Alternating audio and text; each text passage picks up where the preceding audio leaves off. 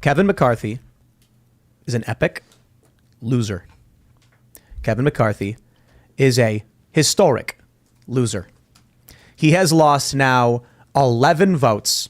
And right now I have in front of me the C-SPAN live. They are voting to go home. Right now it's tied, yeas and nays, 207 to 207 to leave and go home for the night. Ah, come on, man. It was funny because at first they were like, motion to adjourn. And then everyone's like, no. And then they're like, yeah. And then the clerk goes, the noes have it. And they're like, no. And so they called for the actual vote tally. Right now the yeas have just taken the lead. They're going to go home, ladies and gentlemen, but this is huge. Kevin McCarthy has lost 11 times. It has not been, this has not happened since 1856. That one, I think, took like 133 votes or something. You know, this one we're on 11. We'll see how long it goes. But Matt Gaetz stood up and nominated Donald Trump, whose name actually appeared in the vote. You'll love to see it. So we're going to talk about that. And then we got a bunch of other stories, too. We got some interesting cultural stuff.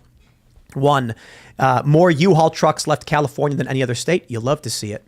There was a hoax tweet going around from a doctor claiming to have been like happy about, you know, dying from the vaccine or something. It's not true. So we'll talk about that. There's a truce. Putin's calling for a truce. Hey, there's some good news. And then a lot of people are asking why I purchased a certain skateboard truck company. Hey, I announced the logo for my new skateboard company.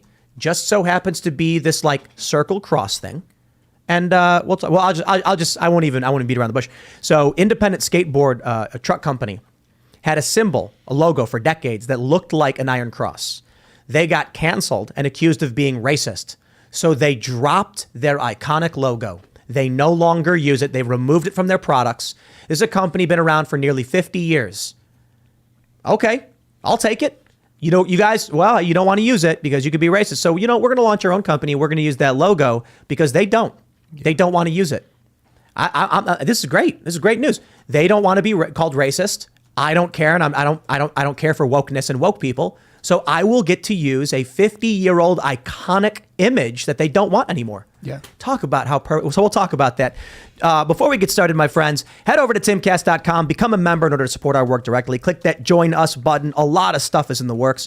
We're going to be launching a long morning show because I just felt like doing it. 5 hour, probably tomorrow. We're just going to go live for like 5 hours. And then in between that, as we're just chilling and going through the news, I'm going to record my normal morning monologue segments and upload them while we're live because it just sounds really fun to do. And then actually, we're building a studio out for this new show. I talked to Phil Labonte today. He says he's down to be involved. I'm super excited for this. It won't be exactly the same as IRL because this is a guest. We have a guest come on. We talk topical news, but it's just going to be a live stream. And then we'll figure out how it goes. And I think it'll be a lot of fun. So become a member at timcast.com to support our work. Smash that like button. Subscribe to this YouTube channel. Joining us today to talk about all of this and so much more is Andrew Meyer. Yeah, all right. Who are you, Andrew Meyer? I think I'm probably best known for being the infamous "Don't Tase Me, Bro" a few years ago at the University of Florida. Thank you. There you go. Questioning Senator Kerry. I'm also the former editor-in-chief of We Are Change for this guy, Luke Gronkowski. And I'm a right-wing entrepreneur. I just launched the first right-wing video game ever at RittenhouseGame.com, where you got banned though, right? Well, they banned Mint Chip. Mint Chip is the CEO of Mint Studios. They suspended him for putting out a tweet talking about the game. And then they suspended me, actually, for the second time. They suspended me for being a Jew that was in support of Ye. That's why I was suspended under Elon. That's what? Yeah, I'm an Orthodox Jew. I like Ye. I think that he has very interesting things to say. And they suspended me for putting out a tweet in support of him. I was first suspended under the old Jack Dorsey administration for pointing out regime. The Dorsey regime. Without Ali Alexander Stop the Steal in 2018, that we wouldn't have the governor of Florida, Ron DeSantis, that it would have been Andrew Gillum who was caught doing, meth in a motel with a... This is a family-friendly show, right? Lady of the night. Yeah, a man of the night. A man of the night. Thanks for keeping me honest. And you got a book, Don't Tase Me, Bro? Yeah, I actually talk about that. Don't Tase Me, Bro. Real questions, fake news, and my life as a meme. I go all the way from the story of, getting tasered and all of that, all the way up to 2018. my time working with Luke, my time covering stories like the 2018 Stop the Steal. And honestly, not to toot my own horn, but just legitimately, this is an incredibly well-written book. Other people besides me have said that I'm the best writer on the right wing. Take it for what it's worth. It's an incredible read. It's on my website, theandrewmeyer.com. Right on, man. Thanks for joining us. Should be fun. We also got Luke hanging out. If you're don't tase me, bro, don't tax me, bro. Thank you so much for coming on, Andrew. I think it's also fair to say that some people are dealing with mass formation psychosis. If you don't know what it is, I think you're dealing with it. And if you want to help warn people about this dangerous mind virus, you can on thebestpoliticalshirts.com. And by doing so, you also support me and my efforts here. Thank you so much for having me. Andrew, thanks for coming on. Long history. There's a lot of things we can unpack here. It's going to be a fun show. I'm really looking forward to getting into it, man. Well, I'm Ian Crossland. I'm happy to be here. Let's go, Serge. Tell me about it. Hey, I'm Serge at Serge.com. Yeah, ready for a show. It'll be fun. Here we go. We got C-SPAN pulled up right here. Ladies and gentlemen, as you are tuning into this segment, what can you see? Motion to adjourn. Republicans 219, Democrats 212. One Republican voted no, but it looks like the yays have it. And our lazy members of Congress, who did nothing but sit there all day, are voting to go home without getting the job done. Well, I guess to be fair, even those brave We the People votes of the Republican Party, like Matt Gaetz, Lauren Boebert, Biggs, etc., Cloud, I think Clyde as well, a lot of people, there's like 20 people, 21, they're also voting to go home. So fine, whatever. I suppose if it means more gridlock and nothing's happening, I guess the argument is it's a good thing.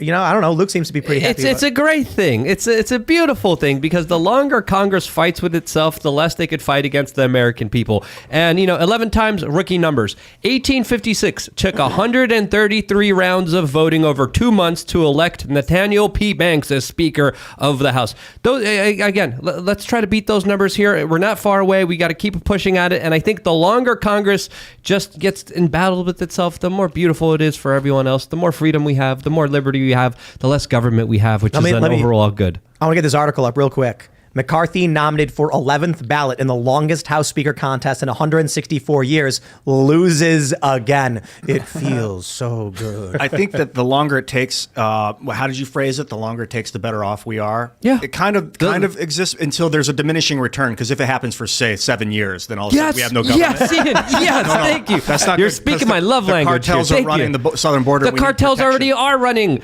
the government, especially in Mexico, and they're connected to the intelligence agencies. And if you look at how the cartels got their start, they wouldn't be as violent and as prolific if it wasn't for American government and the Mexican government running protection rackets for them and giving them a lot of money. As nice as it is to, fantasize like, oh, what if the government didn't work for 2 years? The next time it's time for Ukraine to get their check so we can do money laundering for everybody that works for Northrop Grumman in Congress, takes money from them. The next time they want to cut a check to Ukraine, the Democrats and Republicans will do a deal. So I'm enjoying this time. It's a lot of fun, but we have to acknowledge the Democrats and the Republicans, they're on the same side of every major issue, and they all want the money at the end of the day. That's why I'm wondering, do you think there's any value to, if it keeps being gridlocked and they can't figure it out, at some point, should it go to a general election? Like, we're voting for our president, we're voting for our speaker. It doesn't have to be a congressperson. It probably shouldn't be a congressperson. Just some American that wants to step up and run and do the job. It could be anybody. They've officially adjourned. They're all going home. They're going to come back on January 6th. And I wonder what tomorrow is going to be like. January 6th, huh? Yeah, January 6th. It's a historic day. That's like Democrats 9/11. Is it Yeah. really I think some windows got broken that day, right? Yeah, is it really? A guy with horns walked around. I think a police officer shot an innocent woman too. Yeah, that's true. I think Ashley Rest in Babbitt. I don't know. Killed her. Yeah. Shot and killed her. January 6th. It's so funny. This is the one story that just shows how split the country is. If you're on the left, some of these people said things like January 6th is the new Pearl Harbor. Oh, yeah. That's how crazy they are. Worse than 9/11. But then on the right, you have people saying this is the new July 4th. Like, we're going to celebrate. Yeah, we're going to have a good time. That's also very dumb. I mean, I think if people want to celebrate it, I roll my eyes at it. The people who are saying it's like Pearl Harbor, that's like, oh, come on. Yeah, for real. I can get why people are like, there were people cheering for January 6th, but I'm like, you guys, you got to understand. It's one thing when people stand defiant and like this. Matt Gaetz is like, we're blocking Kevin McCarthy. This is a tangible political conflict. It's like, what I mean to say is there's actually repercussions for what's happening right now. January 6th, like, nothing happened. Windows got broken. Yeah. People got hurt. Trump supporters got hurt. Nothing happened. There was no political gain. It actually just benefited the machine. That's why I'm like that the whole thing was dumb. One of the things that nobody's talking about is the pipe bombs on January 5th. You know, the FBI discovered these pipe bombs that were planted on January 5th. And right now, Jacob Wohl is putting out information that the government is interested in. Like, wait, okay, fine, you're investigating the story, so we're going to look into it too, as to where these pipe bombs actually came from. They're finally looking into it, thanks to independent journalists like Jacob Wohl.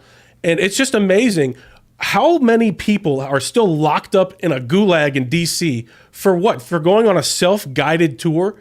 The government let them in. They wave them in. The videos are there, them waving them in. Let's make, I like the nuance.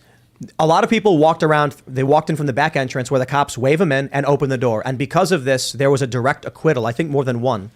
There was a direct acquittal of a guy on all charges because there's a video showing the cops waving him in. Another guy got charges dropped, but was still charged for other reasons. Because like he still ended up doing something that was criminal, but the trespass was like, no, the cops did wave him in.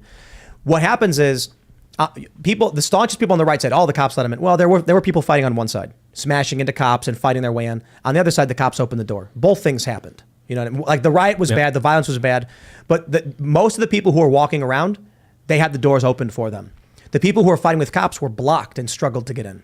It's also interesting to see that the FBI a couple days ago announced that they're going to be doubling the reward money for information that's going to lead to the arrest of the pipe bomber that, of course, laid these pipe bombs on January 5th. Very strange that this guy's not caught here. There was a lot of involvement with the intelligence agents here that, of course, it's still being kept away from the general public. But in the new $1.7 trillion omnibus bill that was just passed, there was a provision there that's going to double the DOJ funding when it comes to prosecuting people for January 6th. And it looks like they're going to try to arrest double the amount of people that they already have for the events that, of course, happen on that particular day. So it looks like this is something that's not going to be ending very soon. I think we need the tapes released. I think this is also one of the things that's being negotiated right now with Kevin McCarthy, as even Tucker Carlson on Fox News came out a couple days ago and said, hey, if Kevin McCarthy releases the January 6th tapes, then people will back him and support him and vote him for Speaker of the House. This is what, according to Tucker Carlson, is being debated right now at the House and is one of the key provisions behind keeping Kevin McCarthy in that position of power. What tapes? The January 6 tapes of exactly what happened there, and then all the information that came forward.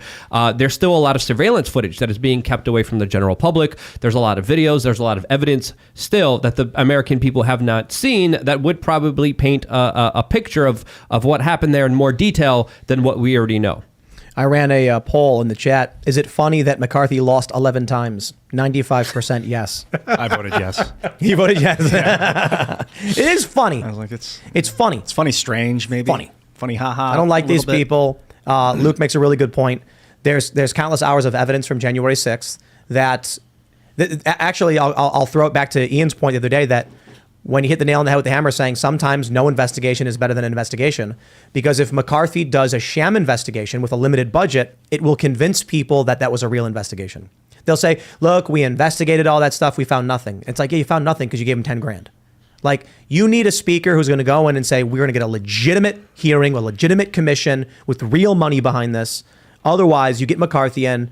I think you were right when you said that. I think you want independent commissions looking into it too. However, who's going to appoint the independent commission? Who are they? Who was their father? Who's their second cousin? Who's paying them? I don't know. But the idea that the government would investigate itself always makes. They have before. Let's have some nuance here, because I agree in your sentiment and probably said your exact words before. But when it came to the church commissions, we found out a lot that we would have never found out if it wasn't for brave members of Congress coming forward and saying, hey, let's really look at what the intelligence agencies are doing here. And then we found out a lot of their bigger secrets and a lot of how they were manipulating the corporate media when it came to the consensus of our society. So I'm on the other side here. I want more investigations. I want the government investigating itself. I want the government fighting itself. I want the government spending time looking at each other rather than looking at the American people. On average, Congress passes about 85 bills a year. Hopefully we could stop that number and make sure that they pass less bills with this deadlock. And one could only dream, right, guys? What do you know about the lead up to the Church Commission? Are you familiar with how they got that going? No, I do not. I just know that it was eye-opening commission investigation and congressional hearings that were absolutely game-changing when it came to actually seeing what was happening inside of the United States and just how far and just how unaccountable some of these intelligence agencies have gone and strayed away from their original purposes of fighting actual evil. It looks like it was called, the Church Committee was like the general term, but it was really called the United States Senate Select Committee to Study Governmental Operations with Respect to Intelligence Activities was the actual committee's name. Started in 1975 and investigated the CIA and NSA. What else? I actually FBI? wrote about it in my book. I kid awesome. you not. What'd you write about? Well, just the fact that they have people embedded across the news media, like the New York Times, Time Magazine, all of these different institutions admittedly had CIA operatives embedded within them. So when you're watching corporate media, if you're not watching something independent, you're basically watching the CIA giving talking points to people that just repeat whatever they tell them. Let me tell you how it works. You get a 20-something out of college journalist. They're making a garbage salary for a digital rag. When all of a sudden, they get this big story. CIA source says Donald Trump, bad man. And then everyone sees this small story, all these other outlets, New York Times, Atlantic, et cetera, Washington Post, and they're like, whoa, whoa, whoa. Is this legit? They reach out to the editors and they're like, yep, we have a legitimate source. We vetted this. And they go, this is a huge story. This now young person is getting their name said everywhere. How did they get this source in intelligence agencies? How did they get this all the information? More stories come out. More stories come out. Eventually, the companies come and say, you got good sources, man. Come work for us. We'll give you double the salary. Then they start getting mentioned. Then they start getting asked to come on TV. Now they're on TV saying, our sources in the intelligence agencies are saying these things. And they're like, wow. Because the intelligence agencies select someone, feed them stories, because they know a young, desperate journalist will run whatever they say because it'll build their career for them. Let's call it what it is, grooming. The CIA is grooming young people to become journalists. Yes, that's a 20 right there. That's one way that they're doing it. In other ways, they just have, CIA Rumors. employees also work as the editors and decide what story gets published and doesn't get published. And both ways are true. And I think it was, what was his name? Ufket, a famous German journalist that actually blew the whistle about how the intelligence agencies were coming to him with pre-written stories that he literally just had to put his name on.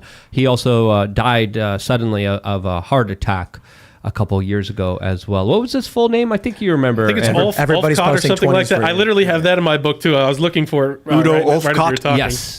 There you Udo go. Olfcott is his name. Yeah, award-winning, famous German mainstream corporate journalist just came out and said, hey, most of my top stories weren't even written by me. They were written by the intelligence agencies, and I just put my name on Free it. money and no work. Wow. You find the right person who's got no scruples and they'll take the deal. And no soul. Have you guys ever discussed on this show where the origin of the term fake news comes from? Yes, it comes from a think tank that Eric Schmidt financed with Hillary Clinton during the 2016 presidential election. The first Washington Post And I actually story. confronted Eric Schmidt on this. I was like, Eric Schmidt, you were a part and fundraised the money for this think tank that originally created this term and then weaponized it against your political opposition when you were working and campaigning for it with Hillary Clinton. And he told me some very bad words. You can still see that video on YouTube for some He told strange you reason. some bad words. He said some bad words. What were you saying? The first Washington Post story that dropped the term fake news before Trump then took that term and stuck it right on CNN and all the actual fake news. Amazing. But the first story in the Washington Post calling people fake news, it was talking about We Are Change and about 100 different other media Yep, outlets. yep. We are the origins of fake news, my friend. Well, they used it against us. I know. They weaponized it. You against should us. clarify that statement. Oh, excuse me. Yeah, that sounds a little bad out of context. Yeah, Right. but them trying to come after us and label us with what they are, which is what they always do. Yep. Like accuse your enemies of what you were doing. They put out the fake news, so they want to call independent journalists, legitimate people. They want to call us fake news. So the origin of that term is them trying to vilify us, demonize us. Thank God Trump took that term and stuck it right on them. It's very much the modern conspiracy theory term. The term conspiracy theory was invented, from what I've heard, by the CIA to make people that were saying that Kennedy was killed by more than just Oswald. There was something, they were saying there is a conspiracy out there. They say, no, you're just a conspiracy theorist. You're just theorizing about conspiracies when in fact they were conspiring. At least allegedly, it just came out the CIA was involved, according to Tucker Carlson. He had some evidence on it. I didn't see the episode, but Tucker actually, duh. I got to give a shout out to Tucker because I got this tweet. Tucker Carlson says, Dan Crenshaw is a committed neoliberal. He's a tool of his donors. He's hawkish on Ukraine's border, but indifferent to ours. And Dan Crenshaw knows that Kevin McCarthy is the least conservative speaker he is likely to get ever. And by the way, Wow, Crenshaw did call people terrorists. I listened to the video. Yeah. It could be taken out of context because if you listen, we should maybe listen to that clip if you guys have it. But he said you can't let the terrorists And win. what he was doing was, it was like that was a mantra that he was repeating, like a military doctrine, like you don't negotiate with terrorists kind of thing. He just like plugged in a mantra, so it was kind of like he wasn't saying they are literal terrorists, but he used that doctrine so you could see how people will think he is. Fox News called them insurrectionists. Did you see the Fox News anchors? They were literally saying the people not voting for Kevin McCarthy, insurrectionists. I want to pull up this clip from Michael Knowles. Now, I don't normally play clips from other people's show, but a lot of people are shouting out that Lauren Boebert appeared on Michael Knowles' show. And so I don't want to piggyback their content, but guys, this is big. So shout out to Michael Knowles. And I want to play this statement from Lauren Boebert. GOP might be able to figure out the sort of people are saying that once they heard Lauren Boebert lay this out, they really went hard against McCarthy. Figure out if they had an ounce of self-awareness, but they don't, so instead they're blaming Lauren Boebert. We have Lauren on the call. Lauren, thank you so much. I know you're very, very busy right now, but thank you for making time to come on the show. Absolutely. Thanks so much for having me on, Michael. So, Lauren, where does it all stand? We've given a recap of the speaker fight through last night on the show. Kevin McCarthy lost 3 rounds of voting 2 days ago. He loses 3 rounds of voting yesterday. You and those terrible, evil House Freedom Caucus Republicans, you're not budging here. So what happens? Well, let's begin at where it started. This started in the summer. We wanted to handle this privately and have a solution before January 3rd. These negotiations began in the summer, and they were dismissed because Kevin McCarthy thought he was going to have this massive red wave, and our votes did not matter. When he saw that the $300 million that he raised did not produce the red wave that he promised, he realized quickly he's going to need our votes. And so some concessions were put into play. It was very difficult to get them into play. It was difficult to get them approved with our rules process, the way Washington, D.C. operates and functions. We want to fundamentally change this town. It is broken. It is less popular with the American people than cockroaches. So we have to get something right here, and we cannot go along with the status quo.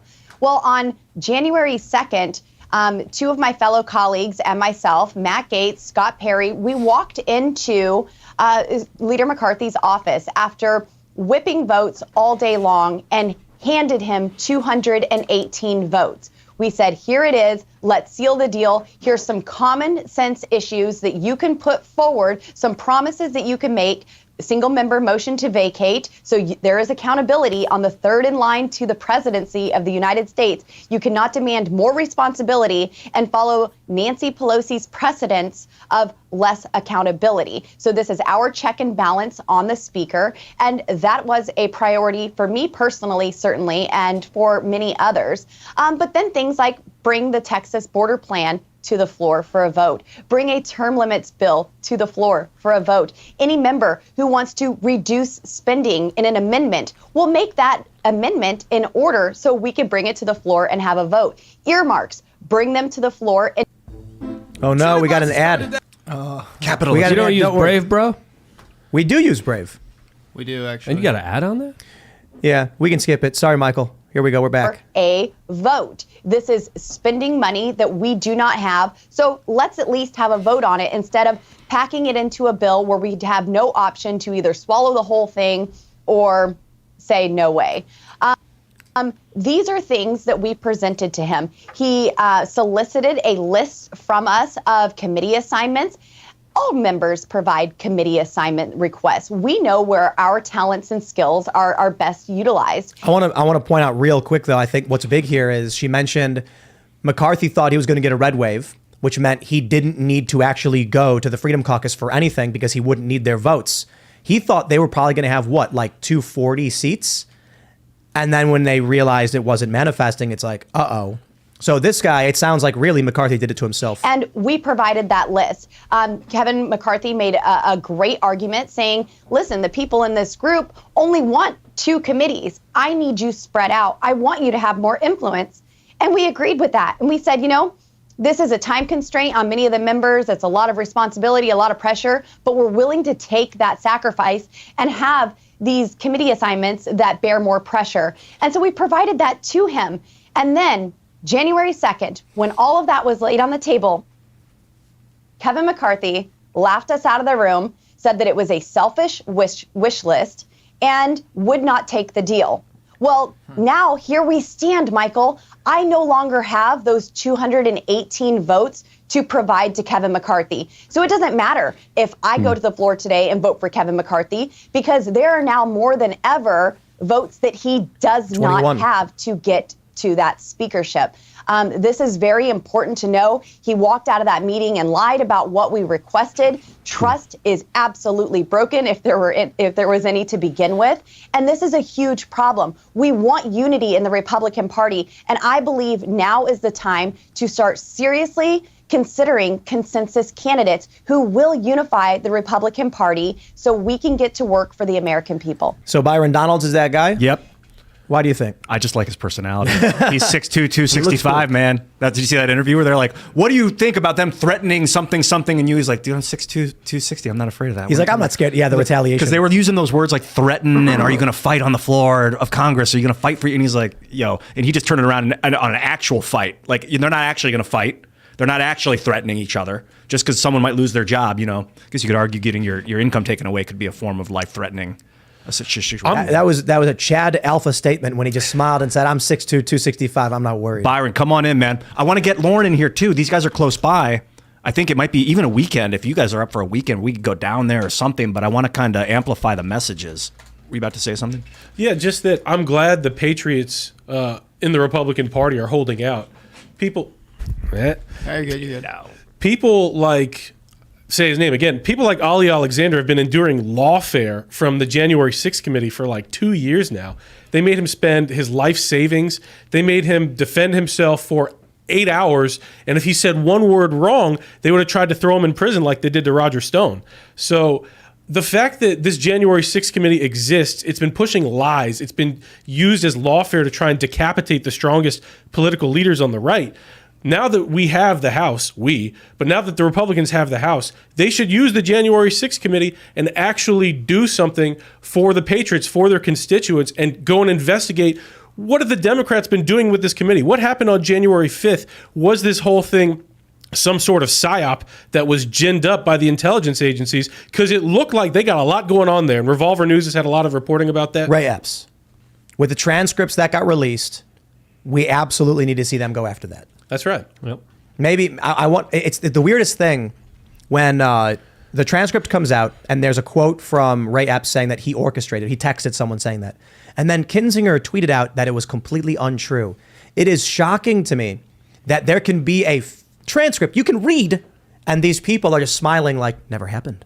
But there are people stupid enough to believe him. He's on video, cheering this whole thing on, orchestrating it. And then another question is, who opened those doors, those magnetic doors that couldn't be opened by humans but were opened from the inside? Those are important questions that we deserve to know what actually happened here. Who opened those doors?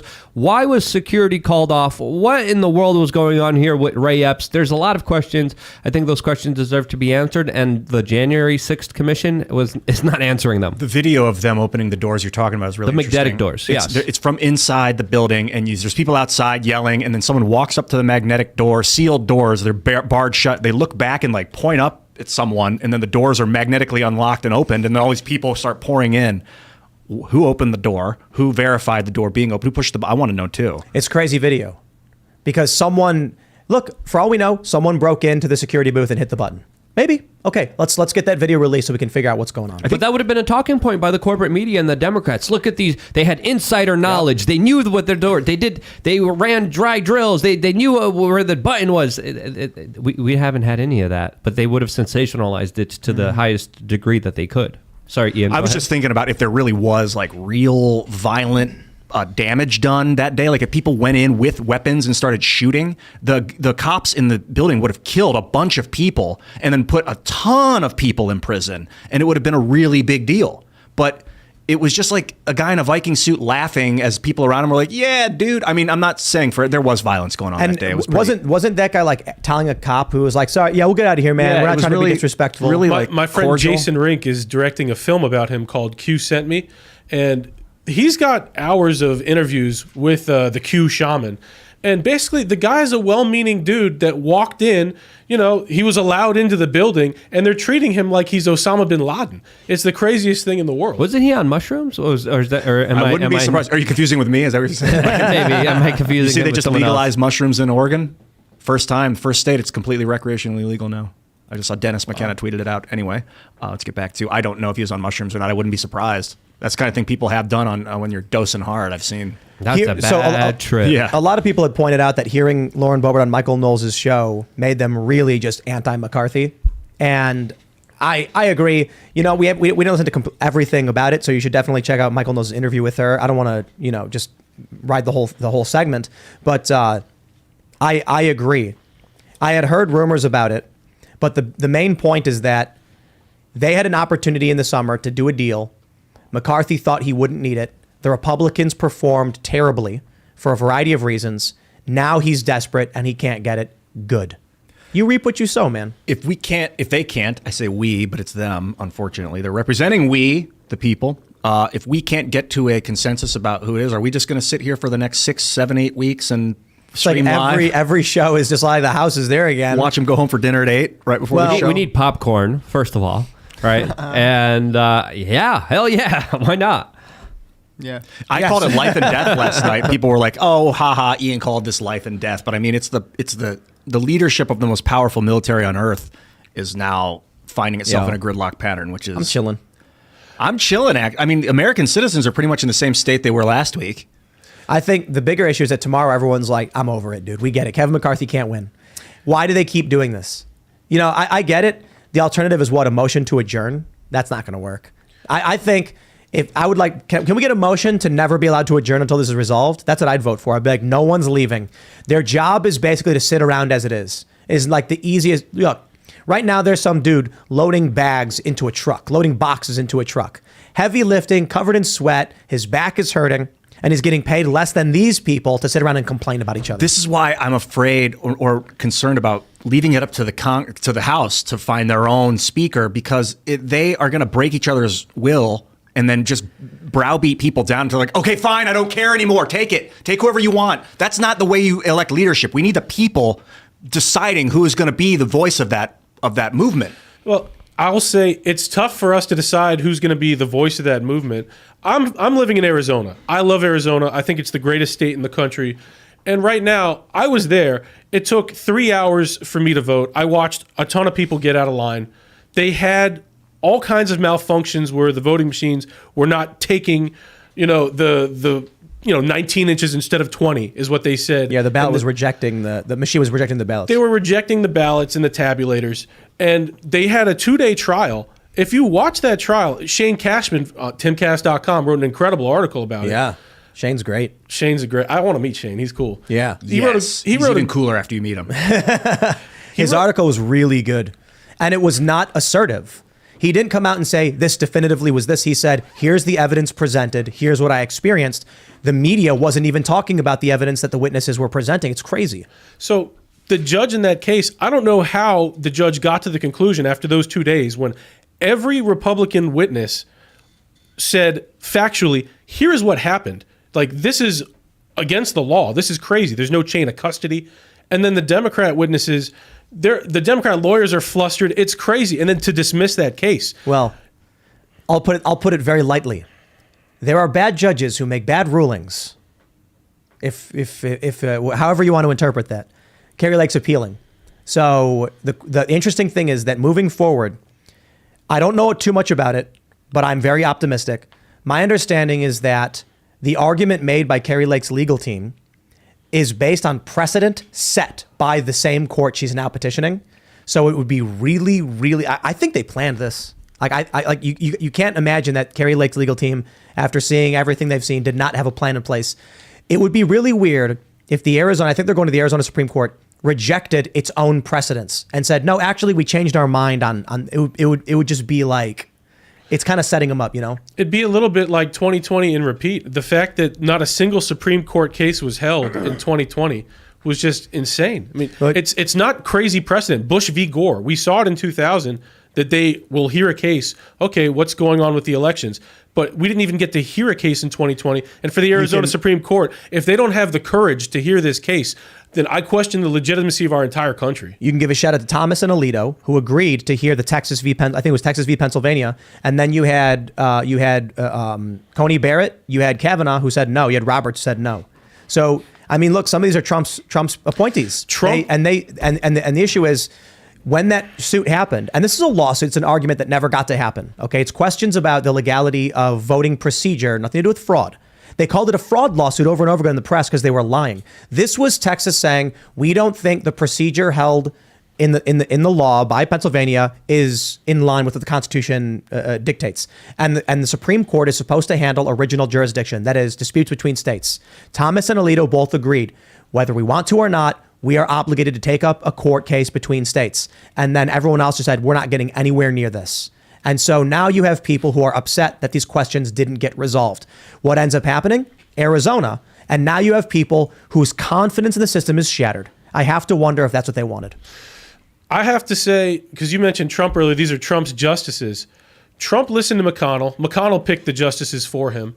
And Trump has had track record of putting the worst people around him, picking the worst people around him. He endorsed McCarthy for this speaker race that we're all enjoying, where McCarthy is failing over and over and over again. And Trump, for people, I love him. I voted for him. I tried everything I could to help get him in office both times. But I think he's retired, and we should want him to be retired because he doesn't know how to put competent people around him. Let me pull up this story from Timcast.com. Matt Gaetz votes Trump for House Speaker, and not just that, he stood up and nominated him, and it was the greatest thing. Look, Trump's not going to win, but C-SPAN actually added Trump's name to the vote tally, and it's like one vote from Matt Gaetz. What was funny about this is not just that, is that he's sitting next to Marjorie Taylor Greene when he's announcing this vote, and she's voting for McCarthy. But back to what you were saying, Trump having been retired. My first question, before we get into what Trump is up to, would Trump at this point, based on what you said, would Trump be, if he could be, would he be a good speaker? I don't think Trump has any interest in being the speaker. Well, no, but hold on, I know. That my question is, would we even want him to be? I would take him, but is he a better candidate than someone like Steve Scalise, who's like a compromise candidate? I don't know, because Trump gives the establishment everything that they want. He's not the independent. When he said drain the swamp, he didn't do it. When he said build the wall, he didn't do it. So why would we even want him at this point? He's not anti-establishment. He's establishment. He's pro-McCarthy. He's pro-McCarthy. If he did get in, how much you want to bet? He'd be like, okay, Kevin, what should I do?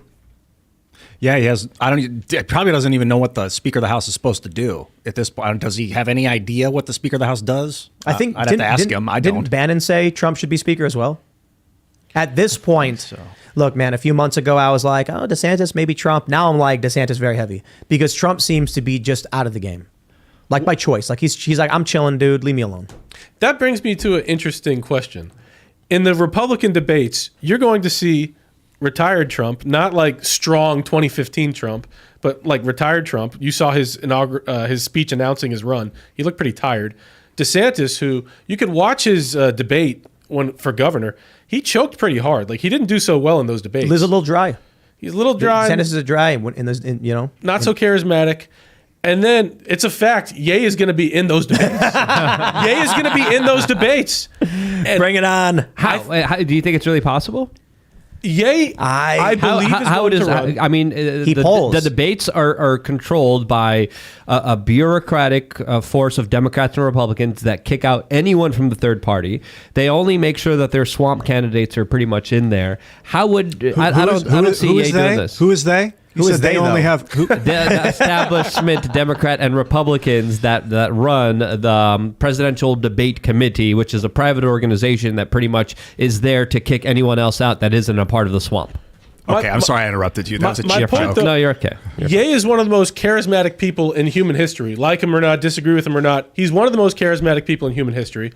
I know that he's been talking to Ali Alexander, who's maybe the smartest political strategist in the country. So the most charismatic guy with the smartest political strategist in a debate with retired Trump, not so strong DeSantis in a debate, and then the rest of the whatever establishment candidates they roll out, Pompeo.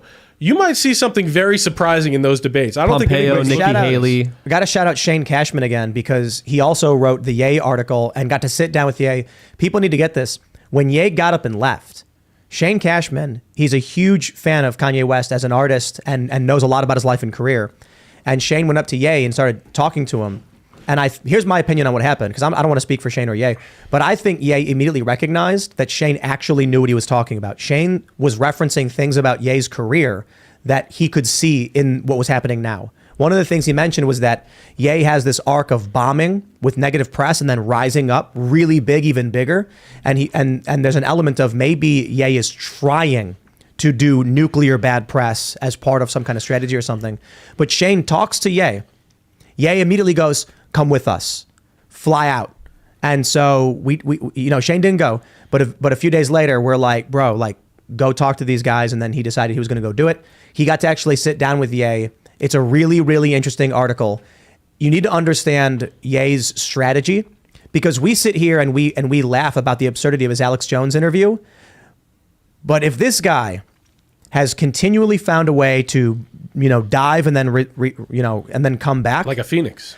Yeah, I think you'd be a fool to underestimate a guy who was able to make himself a billionaire, whether it be Trump or Ye. They made fun of. Look, I don't know. I think that Alex Jones interview was nuts. Don't get me wrong, but everybody made fun of Trump, and I think one of the things Ye said to me was that Trump opened the door and showed us how. So I wonder if he's actually doing something. I'm not saying he's going to win, but I'm saying when it comes to the debates, I lean towards agreeing with you. I don't know. It's a tough call. But he's a charismatic, powerful guy. I think he could find his way in. I think your man Shane Cashman hit on something because I'm a Jew. When I first watched the Alex Jones interview with Ye and he was saying positive things about the Nazis, I really didn't like it. I'm not going to lie. Like, I did not enjoy it. But then I listened more and he was saying, I love everybody. I love the doctor that killed my mother. I love Mao Zedong. He was trying to preach Christian values, which is that he loves everyone. That's what Ian was saying. Yeah, he was saying the same thing. It was brute. The way he did it was brute force, so it came off, with these little clips that taken out of context make him look like a psycho. But that's what happens when you're radically honest. Well, hold on. To be fair, in context, it made him look like a psycho. But not if you listen to the whole interview, because what you're saying, Andrew, is accurate. He started to talk about all the villains of history and how he has love for these people, even people that have wronged him personally. I haven't heard the Mao stuff. I did hear him just focus on that one leader in Germany in 1930, to be honest with you. Did he say Mao? Yeah, he said Mao too. Okay. I mean, it's a 3-hour interview. It's easy not to see the whole thing. So Shane released a clip where he brings this up to Ye, and I think you should listen to it and judge for yourself. But he says, it's interesting how you say you like a bad person, or really like one of the worst, and that is the only thing said. But when you mention that you love other people, you love the Jews, you love other groups, no one wants to hear that portion of it.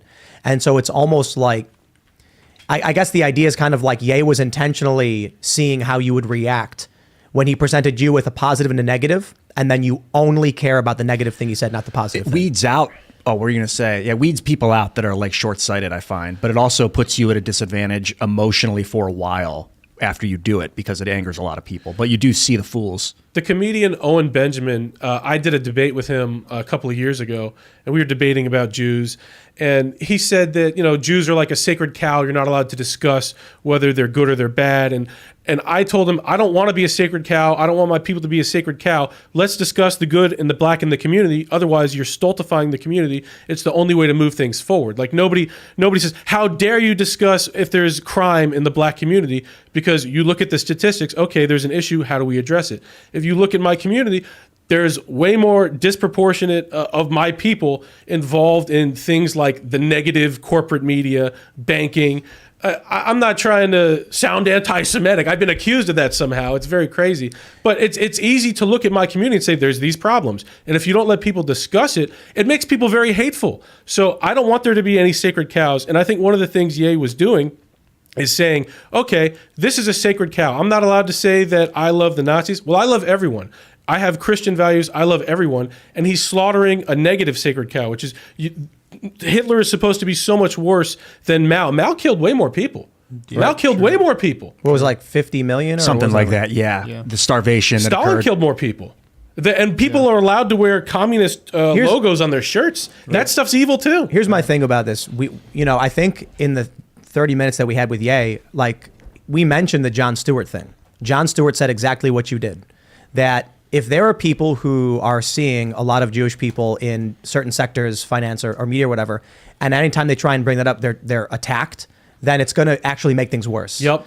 And I agree with that. My issue is, look, before we went live, Ye was calm, and we talked about all of that. I said, look, but what about Elon Musk, Jeff Bezos, Bill Gates? And he was like, yeah, well, they work for Jewish people, don't they? And blah, blah, blah. And it was very chill. But then when we go live, all of a sudden he was very angry, high energy, like saying that I was disrespect, like I'm going to get a PJ if I'm getting lectured like Lex Fridman. And it was like all of a sudden this calm conversation we had transformed into something that felt totally fake. And then he gets out of here, and a couple hours later, he got a private jet already waiting for him at the airport, which I just don't see as being particularly likely. So I don't feel like it was an honest interaction, to be honest. All I'll say to that is that one of the wisest tzaddiks, a righteous named Rav Ashlag, said is that all you can really choose in life is who you surround yourself with. And at the time that he did the interview with you, he had like Milo in his corner, and I don't have very many nice things to say about Milo. Okay, I'm not a fan. And Milo is not with Ye anymore, and Ali Alexander is. And I have a lot of good things to say about Ali Alexander. I've known him for years, and he's a positive force. You can listen to him. He espouses Christian values and lives it more than just about anybody. And though I'm a Jew, if this country doesn't return to God, this country will fall. Look at Europe. They always say Europe is like 10 years ahead of us, or England's 10 years ahead of us. England is falling into the garbage because those people are largely atheist. And if America doesn't return to being Christian, because it's not going to be a Jewish nation, it's not going to be a Muslim nation. If this doesn't become a Christian nation again, this country's not going to stand. I'm sorry to interrupt, man. What was it next thing you're going to say? It's just that Ye actually puts out Christian energy. Like, you listen to Jesus is King, that had spiritual energy. His album, Jesus is King, was incredible. It returned people to Christ and to God. He needs to hang out with Shane Cashman. I love Shane Cashman, bro. His article's incredible. Yeah, and really, we mean it. And I think Shane understands Kanye's career and understands the Christ-like stuff, and I think would be a positive influence to get away from that weird stuff that he did on Alex Jones. Something you know what I was learning from what happened when he was on the show and the whole Jewish conversation around Kanye and everything was that a lot of the people that call themselves Jewish don't believe in God. At that point, I'm like, I question that you're even a Jew at that point. Like, you might be an Israelite because you are derived from Jacob's tribe. Jacob is Israel. Judah, his son, spawned the Jewish people, but it was the God that was. But if not for God, they would not exist. So I just gotta say, it's a semantic argument. Jewish religion, Israelite by culture. That's what I'm proposing. But you're just making a semantic argument. I don't think so, because people call themselves cultural Jews. I get it, you're from the tribe of Judah, but you're also from the tribe of Israel. Like, you are an Israelite. There are Jews in Israel that say what's happening in America is like a second Holocaust because there's so many Jews that are becoming atheist. And because they don't care about anything about the Torah, they're willing to intermarry to the point where their descendants are not going to be Jewish. So they say it's like a second Holocaust because these people eventually, you could say that, you could call it now that they're not Jewish now, but if they're atheist and they intermarry and eventually their kids will not be Jewish. So that is the diminishment of the tribe in the way in which Ian is describing it. But I will say that the problem with the atheist Jews in this country is the same problem with any other atheist. If you are disconnecting from God, you're not going to have truth in your life at some point. You can do great things in this world, but if you're not connected to God, at some point you're going to fall. I love Scott Adams. I think Scott Adams is one of the most incredible commentators of our lifetimes, like how he explained Trump to people. But at a certain point, it's like his commentary went a little askew, and I believe if he were connected to God, that would never have happened. I don't mean to Boebert the mic. Go ahead. I wanted to say it's believing in something bigger than yourself, and whatever that means. I see what I see a lot of people is like, I don't care if you're an atheist. I care if you hold yourself above all others. And so what we end up getting there's a couple different ways to look at atheism that we've seen. There have been moderate secular people who are good people, who are moral people, who don't want to infringe on anybody, don't think they're better than you. They just don't believe in God. But now we're seeing a lot of young people who are atheists and think that's carte blanche to be narcissists, to be egotists, to be entitled, or to just inherently have those traits within them because they don't think there's anything else. They're like, well, there's no God, it's only me, then I'm the only thing that matters. Everything is mine. Totally. I think part of why the Jews were so successful as a culture and as a religion and as a faith and as a people is because they followed the tenets of God. Like, you don't covet your neighbor's wife. You don't steal people's stuff. You don't murder people. You don't worship false idols. Like, you don't money, all this crap. Like, the usury thing is where I start to wonder, these people like fell away from the path and then started provoking and using the other people as slaves. Like, usury was punishable by death for a long time. Insane amounts of interest. I think the family unit is also something worth talking about, since, of course, a lot of religious Jewish people spend their entire Friday night and Saturday night together. That's awesome. That is a superpower that is helping people connect with their loved ones, with their own, with their own people, and I think that truly is one of the more important tenets, especially when it comes to the larger statistics, to strong family units, to a lot of success. I'll tell you a personal story. I don't think I've told this anywhere, but when the "Don't Tase Me, Bro" thing happened, my parents were counseling me, hey, don't get expelled from the university. Don't go. Like, I could have gone on every TV show in the world. And my parents wanted me to be low-key. Don't get expelled from the university. Don't go to trial with these bogus criminal trials. And I wanted to go on every show. I wanted to go on Bill O'Reilly and confront him for being such a war pig. I wanted to go on Jon Stewart and say, how dare you call me a douchebag? You're a sellout. I wanted to do all these things, but a voice came to me. It was like, honor your mother and your father. They really did not want me to go high key with it. And if I did, I know I would have become an egotistical monster. I never would have become a more refined man. And so what you were saying about the value in actually believing in Torah, or like the Jewish tradition connecting to God, without that, I'd be lost. And I wasn't even someone that was so heavy believing in God. It's just something that occurred to me. So I just feel like if you look at world history, Christianity did so much good in the world. It wiped out human sacrifice and cannibalism off this continent. So if you have a nation totally disconnected from God, what does that look like? Well, I'll tell you. We got this article from SF Gate. More U-Haul trucks left California than any other state in 2022. And do you know why? Because there is human excrement littering the streets in all of their major cities. True. I don't care if you're going to LA, SF, Sacramento, whatever. It's everywhere. It's everywhere. Fresno. It's Fresno. Oh, it's bad. Yeah. Have you heard about the poop department in San Francisco? Yeah, they had an app called Snap Crap, where people would take a picture of the poop on the sidewalk. Is that for real? That's a real thing. Snap Crap. So this is the point. Snap crap, huh? That was to warn people of where the poop is. Well, to try and tell the health department, go and clean it up. It's real snap crap. Snap crap. But it doesn't even matter because it's just brown. Like the map, there's so many poop nodes placed. It's just a brown splotch over San Francisco. This is what happens with too much government. Loss of family. Yeah, loss of family units. The issue isn't necessarily government, but I don't completely disagree with you. If you have people who are family-oriented, family first, if they have some kind of belief in something beyond them, be it God or otherwise, like a moral sense, which I do think comes from God in a lot of ways, but I think there can be people who are moral without believing in God. If you have that, then you have people in government with scruples. You have a cop who's like, I can't give someone a fake ticket, a bogus ticket. I can't wrongly arrest this person. That'd be wrong. I'll be punished. God will be mad at me. My family will be mad at me. My community will be mad at me. But now, because everyone is this, I'm the only one that matters, you get bad cops. You get bad government. You get poop all over the streets. You get people saying, I could solve the problem, but I'd like to campaign off of it to get reelected, so I won't. I see some problems with like honor thy mother and thy father, which is super important. That's part of the Torah. That's part of the Ten Commandments, is it not? And then what happens is people with bad parents or parents that aren't there, people that don't know their dads. Like, this is kind of an endemic thing in our society. How do you honor someone that you hate, that wronged you, that set you in a path of emptiness? Like, how do you honor someone like that? That's why I always recommend people listen to Jesse Lee Peterson. Jesse Lee Peterson says, forgive your mother. because so many people had mothers that didn't do right by them. I actually brought this book. I didn't even know I'd talk about this specifically, but this is the continuum concept. I brought this literally just because it says that mothers that don't constantly hold their babies, it's like the babies feel neglected and people grow out without a sense of love. And that's people that have mothers that are at least trying a little bit.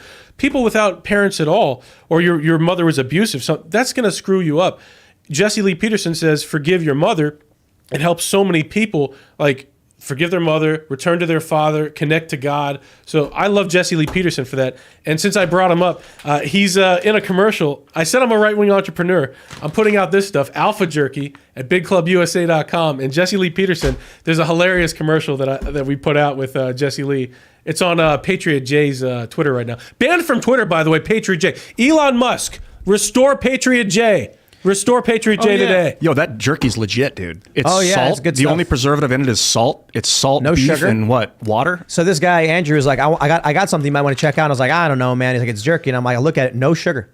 No garbage, Salt, just beef, sea salt, pepper. salt, I dig it, ground I dig it. pepper, and beef. So this is what happens with good family values. You get the seed oils and the garbage out of your food. You don't buy a U-Haul to flee California. You move to Florida, or you live in Florida already. Speaking of, where are you at now? Where are you based out of? Arizona. It's the greatest state. But if we don't have a miracle, people, please pray for Kari Lake's appeal. I need that state to stay red. I don't want to live in a state where some Democrat governor decides, oh, guess what? There's a new chicken flu and everybody stay inside your house or you get arrested. Those U-Hauls leaving California are going to Arizona. Don't And tell Texas. people. It's a great state, but don't. The article actually mentions that a lot of people are moving to Texas. Oh, wow, Specifically. really? And Florida And Arizona. the fastest growing state in the United States is Florida, but the number one state that people are leaving, according to the latest data, is New Jersey, Illinois, New York, and Connecticut. New Jersey. Let me tell you about something about New Jersey.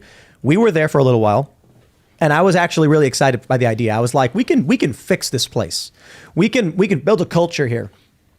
New Jersey has a brain drain among the young. No young person wants to live in New Jersey, so they leave right away.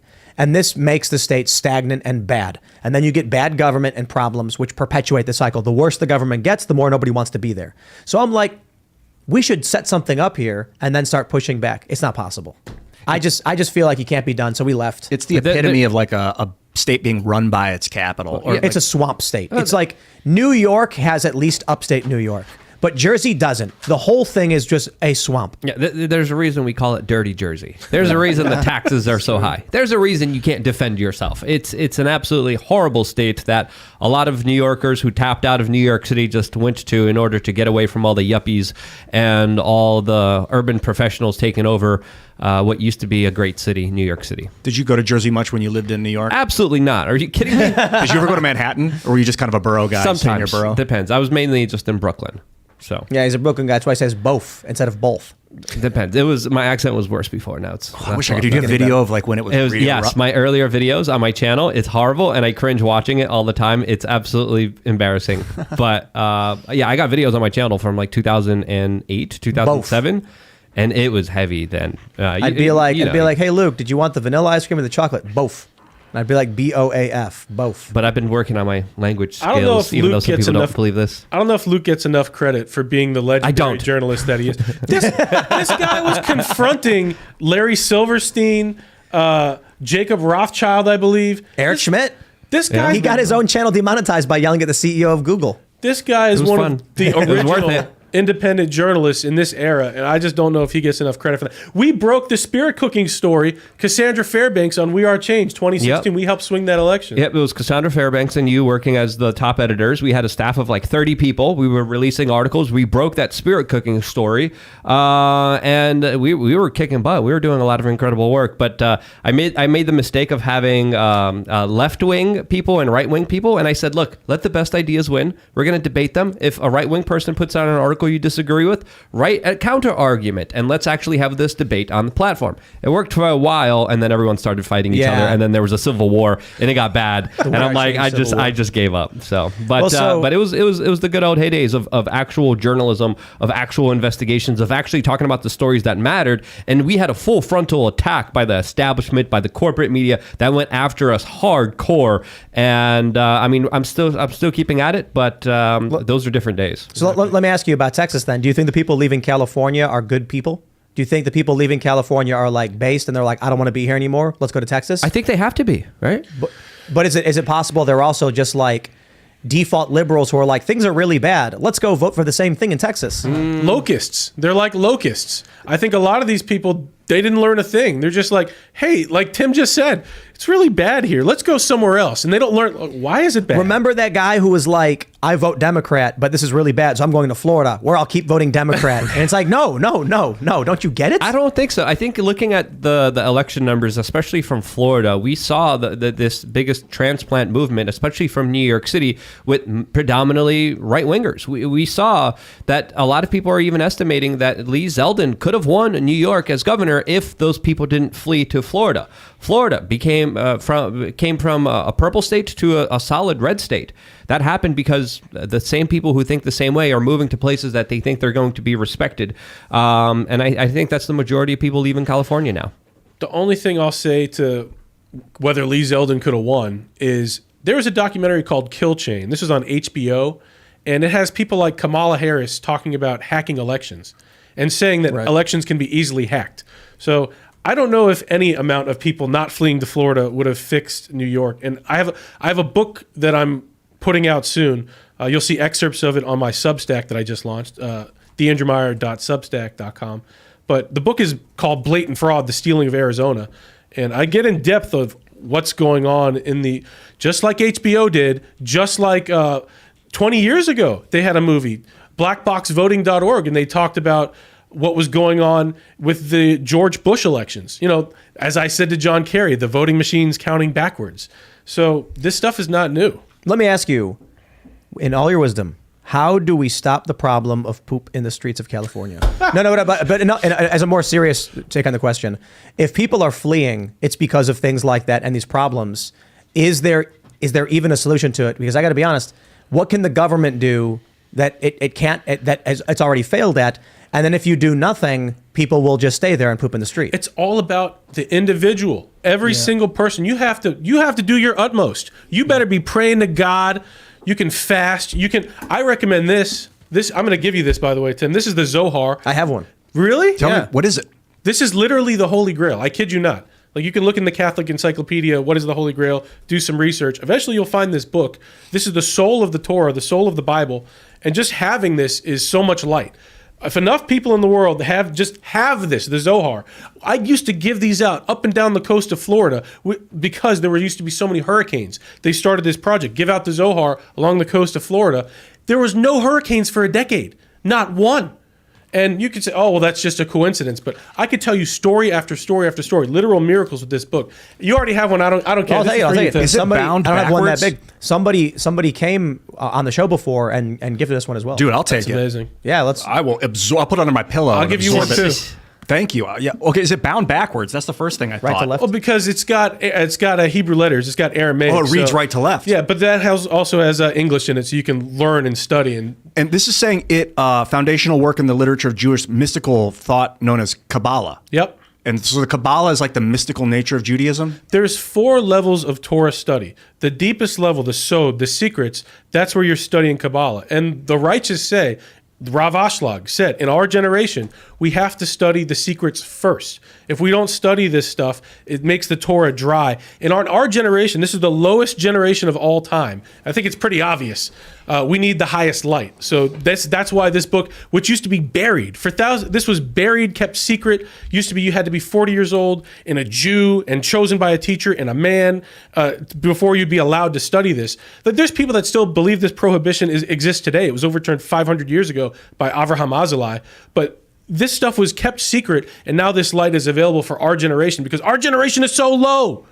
Is it like sacred geometry and chakras, like fixing your body posture so you can get in touch with God, fasting and things like that? Gematria, definitely. Like, if you read the Zohar, you will find some things that make your head explode. I don't know. You'll be very excited. If you like Gematria and you start reading the Zohar, you'll be very excited. Well, on that note, let's go to a very similar story. In fact, actually, it's not similar at all, but just because I really want to talk about it. DC releases comic with pregnant Joker who births a son. Oh my God. It's real. Look at this.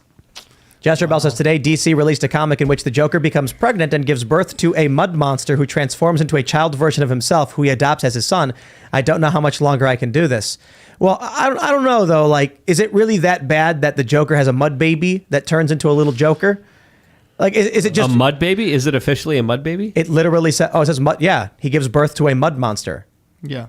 Out of his... You know what? Out of his butthole, I tuchus? guess. It's It's tuchus. it's on the it's That's what you guys So, say, right? I don't know if I'm supposed to be mad about this. It's like, it's a comic and it's weird and it's stupid. It has people talking about it. I think it's done for pure marketing purposes, just to have some individuals freak out about it, just so they could sell more comic books. I think they understand this more than ever now, and they have us talking about it, right? Yeah, So, apparently. Oh, what were you going to say? I don't think anybody's buying this comic book because they did this. I don't think it's good marketing. I think they're doing it because it's satanic.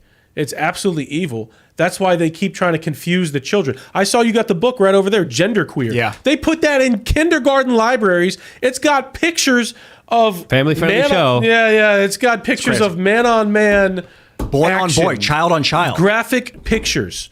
And that's what they want to teach the kids. They're trying to take this generation and you know, the LGBTQ, they want to add a P. They want to add a P, which stands for pedophile. That's what these people are trying to put into the culture. Yeah, that LGBTQ thing's, I think, a little too far because lesbians are not queer, or I don't think so, unless the definition has changed. They're not trans. So T and L aren't the same thing. Why? T defines a different thing. It defines a statement of identity, not even like of what attraction you have. Right? Like, so T I believe so. Yeah, it's T for transsexual. So it's like not an L, whereas L, G, and B all refer to like the way you are to the rest of the world. I right? want to give you guys a little context on the Joker got pregnant. Or is that what you're Well, about to I have it say? right here. How did he get pregnant? Did he sit on something? fell into some mud. Zatanna is a magic caster who curses him trying to sterilize him. Because he was trying to hook up with her. But he falls into mud and accidentally becomes pregnant, I guess. Yeah, she says look you at this. can never procreate with someone else, so he does it with himself, I guess. So he wakes up and there he is, like getting out of bed. It's like, here's a Joker. And they're like, oh, hey, look, you're pregnant. And then here's, what is this? Is this Atomic Skull? It's Dr. Phosphorus, Atomic Skull, never even finished pre-med. This seems like it's supposed to be a joke. And then, oh, he barfs. It doesn't come out of his butt. Oh. And then it is, okay, look. That's indigestion. Apparently, I didn't know that, but the phrase mud baby is offensive or something? Is meant to be a slur? Is that what it is? I think that's a racist term is what they say. Well, he gives birth to a baby that is made of mud. Like, so they did that, and then the baby turns into a little Joker, I guess. For some reason. So it sounds more like indigestion than a birthing process. But if they're going to tell us he was pregnant, is that's part of the storyline? Who's to say it's a fantasy? Who's the audience for this? I don't know. What else They're trying happened to in that create story? one. They're trying to create an. They have so much money and they're able to take such a loss that they just do the weirdest stuff and hope that people start to get obsessed. Well, with it. look. I mean, to be honest, a lot of stuff is stagnant. Culture is just repetitious. It's a new Spider-Man, the same stories over and over and over again. So that's why I'm kind of like, I don't know. He vomits up mud that turns into a baby Joker. I don't know if I'm complaining about that. It's not like some weird. It's just a weird story. Whatever. God help us. It didn't. I mean, so it didn't come out of his tuchus. No, he barfs it up. He barfs up a baby. I That's guess. not how you give birth. I bet when they were writing it, they were like, we can't have him crap it out. You know what I mean? Yeah. Though they should have. Or burst out of his stomach. It's a little too graphic. He just like barfs. alien style. Yeah. And then they try to kill it. I guess that's the plan. They're like, oh no, that's a die. I don't know, man. Is this get woke go broke or I don't know. It's not. It's Yeah, it just- is. It's like a form of impact investment. These corporations take your ESG money with BlackRock and they'll invest it in things that they want to happen on Earth, regardless of if there's going to be a profit. And they think that the profit will be that you get to live in a world that we want you to live, that's good for you. And that's the same thing what they're doing. They're not doing this to make money. They're doing this to change culture and take a hit on their finances. It's impact. They're doing it for impact. They're trying to lose money. Or they're willing to lose money to change culture. I don't know. DC lost a lot of money. I think they just stopped Batgirl.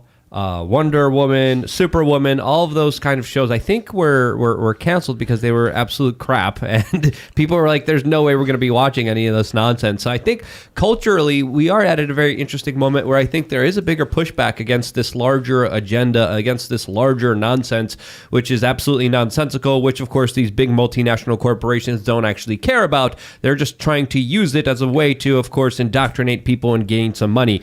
I think money is an incentive here. I think they don't care. But I think, with the way that DC has been handling themselves over the past few months, I don't think this was deliberate. I think this was just someone trying to be maybe edgy, trying to get people to talk about it, trying to get some interest there, and doing something different for finally, other than regurgitating an old story and just repackaging it with the right labels and personalities and cues. This is why the right needs to make our own stuff. John Delarose, an amazing writer, writes right-wing comic books. It has none of this woke, disgusting crap.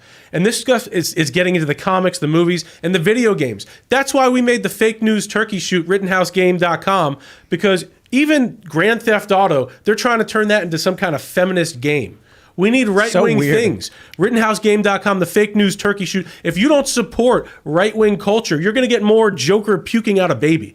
So the game is fun, by the way. We just made the first level free on RittenhouseGame.com. They're making GTA like you get to be a woman, because the big complaint everyone had was that they wanted to be a woman as they went around committing crimes and murdering people and all that stuff, I guess. It's like a female protagonist for the first time. I wonder if they're going to have male prostitutes in there, too. Like, okay, here I guess. Probably. Here's the issue I see with all of this woke culture stuff is like, why is it that rom-coms are considered to be like movies for women? Why is it that action flicks are movies for men? Is it because they naturally just tend towards those things? Guys don't want to watch rom-coms. They want to see Bruce Willis jump out of a skyscraper again for like the 18th time.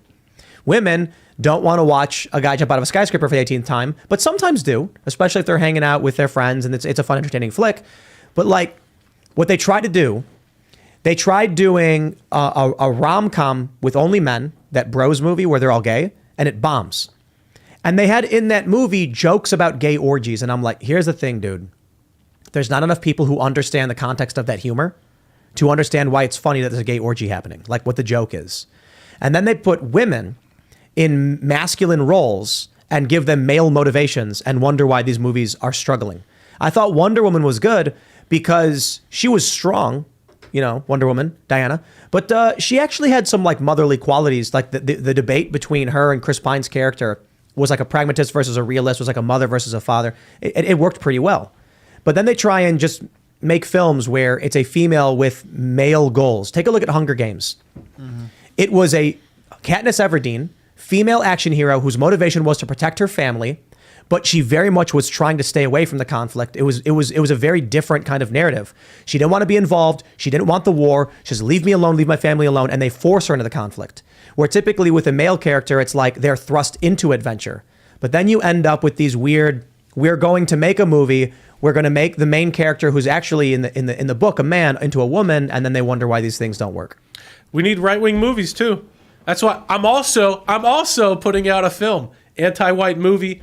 We're talking about all the disgusting things the media is trying to push, divide society. If we don't make right-wing films, if we don't make things, everybody talks about, promote right-wing culture. Somebody's got to do it. We got to make this stuff. Antiwhitemovie.com. We have to actually get things going. I know Tim is. Tim is putting out his skateboards. I saw the logo. We have to make right-wing things. And people say, Matt Brainerd loves to talk about economic nationalism. And that's what we need. We need people that actually build things, and the right has to support it. I want to even just make the best stuff. Yes. The best art on earth. Yes. That little kids that don't understand politics are drawn to. So you get them before they get indoctrinated, and then you can be like teaching them about kindness and Christian, whatever. Philosophy. This is the thing. The woke cult struggles with philosophy. If you actually understood, I'll put it this way. I don't think you could take a woke person, have them go up into the mountains with some like yogi monk and meditate and have them stay woke. I think if people start to understand concepts about nature, reality, God, these ideas around it, they say, okay, those ideas don't work. Maybe some of these people don't have the capabilities, that they struggle with it. But I think with the woke cult, a lack of philosophical understanding is what drives a lot of them being locked into the cult. I used to laugh at, I might have brought this up on the show, Mr. Rogers. Did you ever watch that show? He's so nice. Yeah, and my parents would tell me, you're okay just as who you are. It's okay to be you, even if it feels weird, even if you're sad and you cry and they're mean to you, it's okay. And so I saw it as redundant. I'd see Mr. Rogers say that same kind of stuff, and I was like, oh, this is boring. But I think other kids, now I'm realizing they didn't have parents like me. Some of them didn't have parents at all, and they weren't told they're okay being who they are. And so now they're looking to find a way to become okay. And we need people like that. I want to talk to you guys about the negative repercussions of getting woke and how you will then go broke by showing you this image on the screen.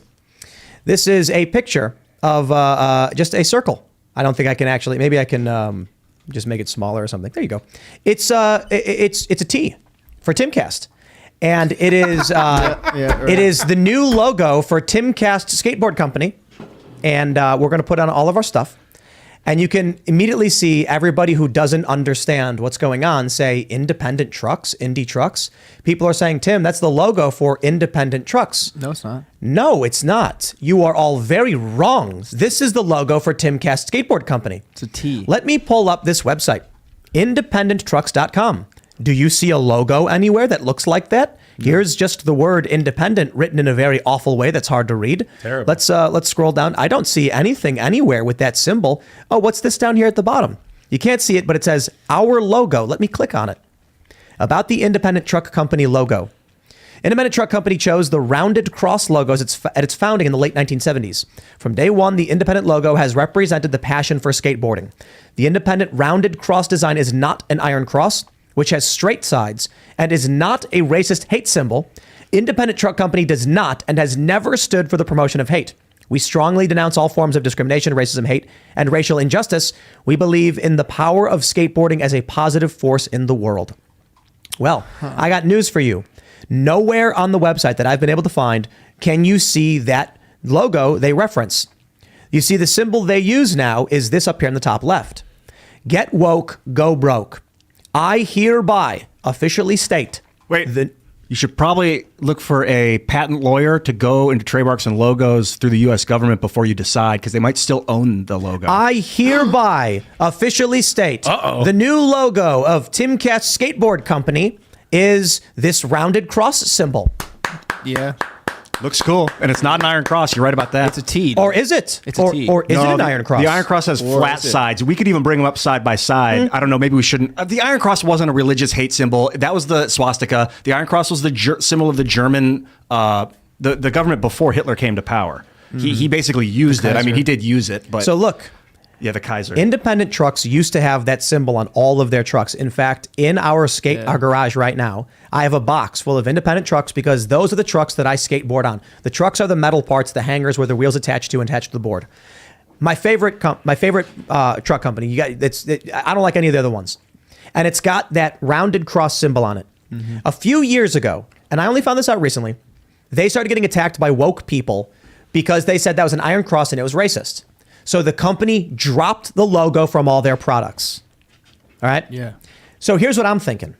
Okay, you're right, Ian. Maybe they would still want to claim ownership of the iron cross symbol that they use for their logo. All right. Maybe Independent Truck Company would like to have a public court battle about how the iron cross is their company logo. And then we can argue about, one, why they no longer use it and why they think it's theirs, despite the fact they don't use it. And then I'll make sure everybody knows they really, really want ownership of that symbol that they think is racist and got rid of.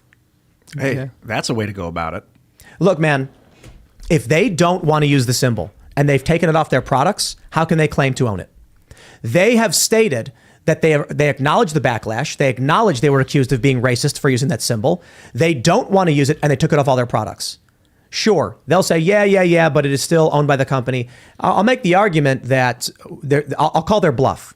Let's see them publicly announce the iron cross symbol that they got rid of is theirs. Because if they took it off their products, they clearly don't want to be associated with it.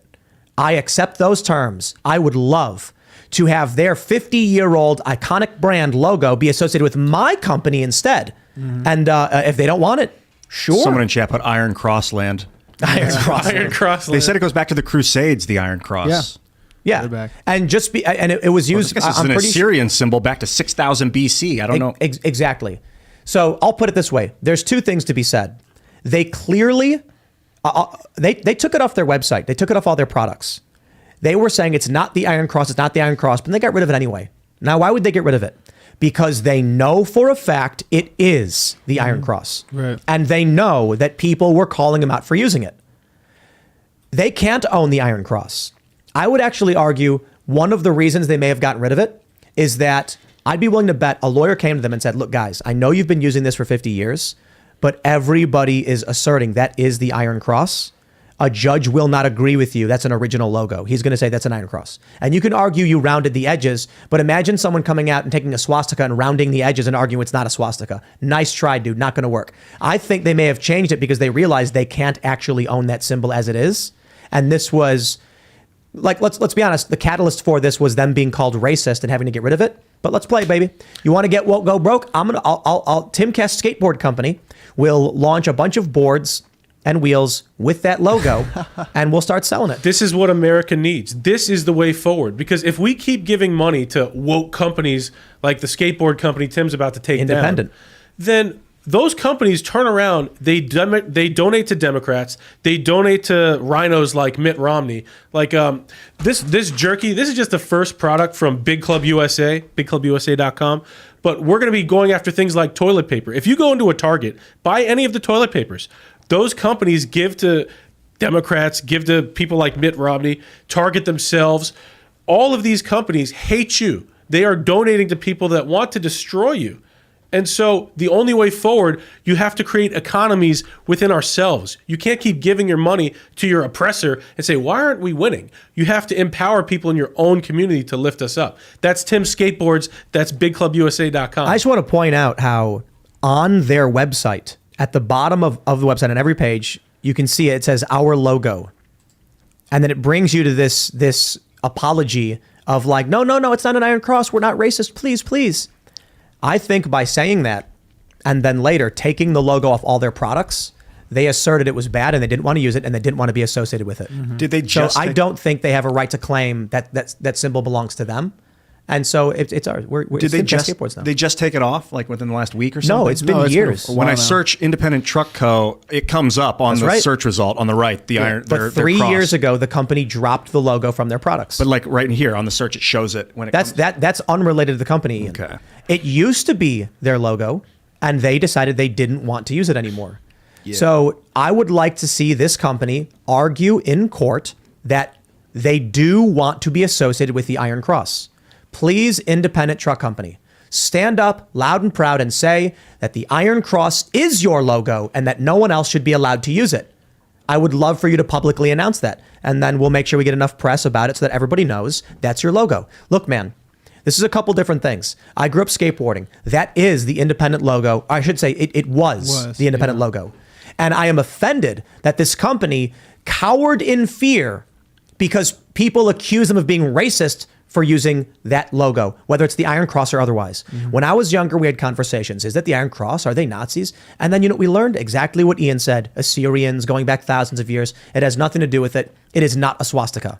Yeah. Even the swastika goes back thousands of years to Hindu culture. It's the wheel of time. But Hitler co-opted that like inverted it and like a rainbow. Yeah, exactly. He inverted it and rotated it. So there's some argument. My point here is this company has bent the knee to the woke cult and said it is no longer a symbol used by their company. So be it. We will keep the imagery and the iconography of skateboarding alive, and we will do it with a smile on our faces because they don't want to. I would think hey, I'll take it. I'll take the alternative, and the alternative is Independent reversing their decision, publicly declaring that is their symbol, and I'll make sure everyone hears them say. But I think even if they do, for some reason, still own like a year or two left on the thing via trademark law, that publicly stating that it's not their symbol, it would be like legal precedent to use it. Exactly. Yeah. So they would either need to publicly state it is their symbol and make sure everybody knows that is their symbol. Yeah. They're going to have to say it. But here's what I'm saying. I think it is honest and fair to state, based on how they've removed it from all of their products, it is no longer their symbol. Yeah.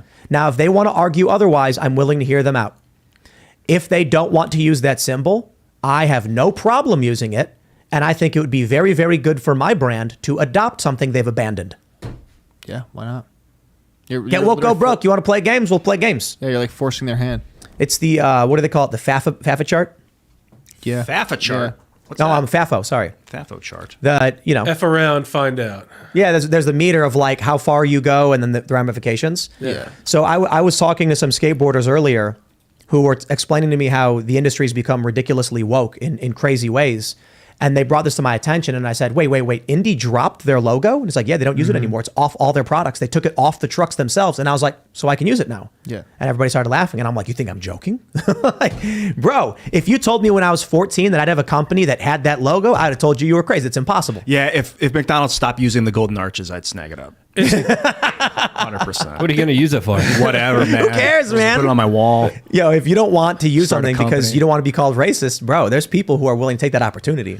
To your point, though, it's incredible what you can dream and make real in this life. Like, don't let your memes be dreams, kid. Don't let your memes be dreams. If you really want something in this world, you can make it happen. And Tim showing you that, believe me, I'm seeing that in my life. Like, people, you have more power than you think, and most people don't realize that. Did you always think that, like, before you got tased? I want to talk about that, leading up to that, and then what happened after. Was there a current that went into your brain with the taser and then changed everything for Like the better? time stopped as you're getting tased, and like you can just see the universe and all the secrets, and you're like, whoa. How many volts was it? It's fun. Everybody on social media, when they get mad at me, they say that. They're like, you were tased, it messed with your brain. This crazy lady on this social media app called Clubhouse that was calling somebody a darky slave, this crazy lady, she was coming at me with this stuff. Like, people think it's an insult. Other people call me an American hero for the don't tase me bro incident. So you're not like making me feel bad. The truth of the matter is that whole thing helped propel me forward in life in many, many ways. Like, I was given at that point, I would say I was just starting to believe in God. And the night after I was arrested, I was praying very hard in jail. I wanted everybody to see that story, because it was such a crazy injustice. I'm asking questions about whether our elections are valid, and I get thrown in jail for it. You specifically were asking John Kerry about the secret society that he was with his political opponent, George W. Bush, with in the Skull and Bones secret society. That was the question that you were asking him, which is a valid, important question. They were also eighth cousins. They were related. And that was a sham of an election between the choices that we were given back then. Sorry, go ahead. No, but that was an important question that you asked. Yeah, it's funny. I think the reason the whole thing went so viral is because nobody was asking politicians real questions. We didn't have Luke Rudkowski that was really doing that in a big way on YouTube yet. I don't think people knew of him yet. Alex Jones, as big as he is now, was a fraction of the size. Laura Loomer didn't exist. Alex Stein didn't exist. So this was the first time the American public at large was seeing real questions asked. That's why it went viral on YouTube. YouTube turned off the view counter on the video that was taken from my camera. And they've since shadow banned it from search. They didn't want people to see my questions. They wanted people only to see the tasing, to see like the punishment. They didn't want people to learn what's going on. And anyway, after all of that happened, yeah, it was like a great push forward for me in my journey as a man. Absolutely. I started thinking around that time is the power of words, casting spells. You know, you spell your words, they're spells, and the magic, word magic. And when you say double negatives, like, don't be evil, people are hearing Be evil. evil, Yeah. evil, Yeah. be evil. And so you say, don't tase me, bro. They're like, tase you, bro. Tase. I do believe that. So I try and say the counter that is the positive word instead of the negative. Yes. If I had known more word magic at that time, I would have said the different phrase than don't tase me, bro. People do react to negative energy as well, and it's not always a bad thing. It's just negative, which it moves faster, like runaway breakdown out of clouds. That's how lightning forms. It's very lightweight, negative energy. So there is value to negative energy as well. It's just very dangerous because it can coagulate and get very strong and move really fast. 2023 is going to be a really, really good year. Let's go.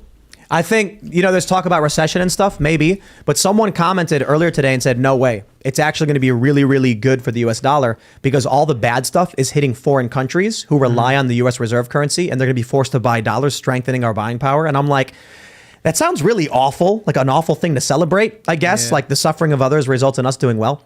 But seeing the Kevin McCarthy stuff, I've had some conversations with musicians, with creatives, with pro athletes, and there seems to be, we're reaching a breaking point where people are like, I'm just sick of not being able to just talk anymore.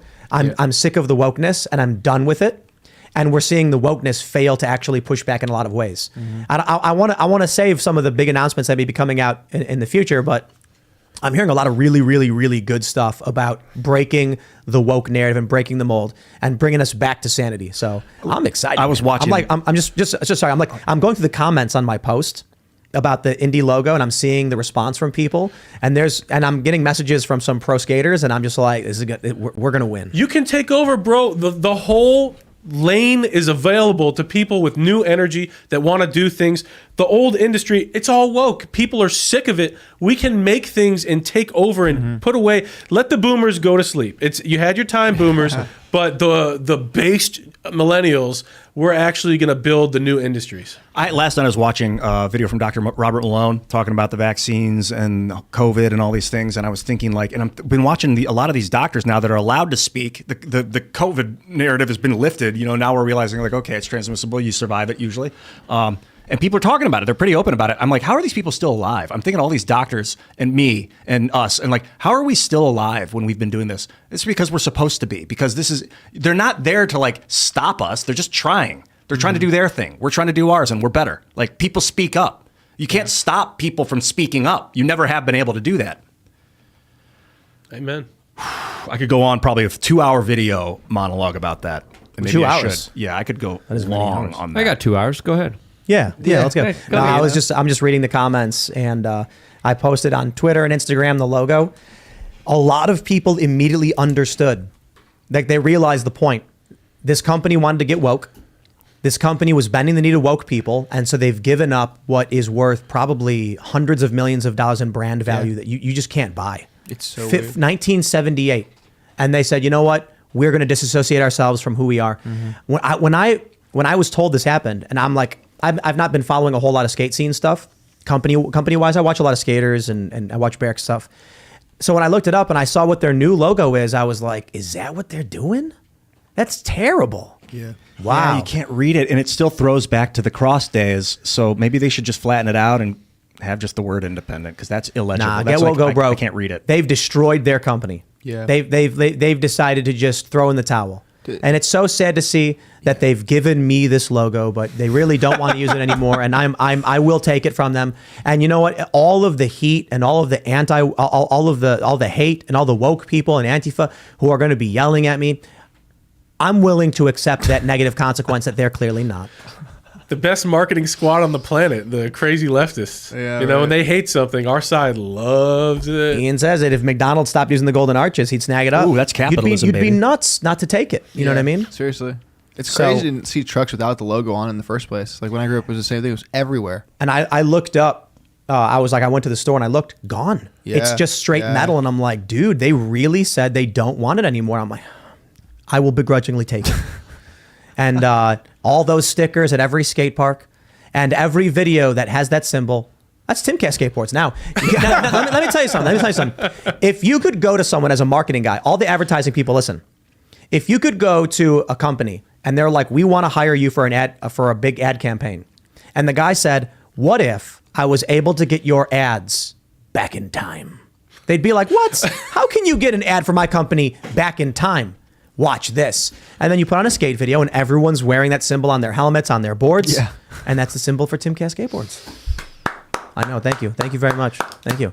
So Timcast Skateboards is the company that is going to start selling those skateboards with that symbol. Are you going to put the words inside of the cross like the other No. people? It's just going to be that symbol that I tweeted. As I said, that's the logo. And then we're going to write Timcast Skateboards underneath. Yo, can I get a logo copy? Just straight logo? You can use it. Yeah, You can sweet. use it for whatever you Yeah. want. Oh, I give you rad. permission. Oh, rad. I love it. All right, let's go to Put it Super on your Chats. third eye, dude. Super chat. I'm gonna start a competing company called Dependent, and do the opposite of that and make it totally woke. Make it a giant Dependent. D. You just a D logo. You know what I mean? D.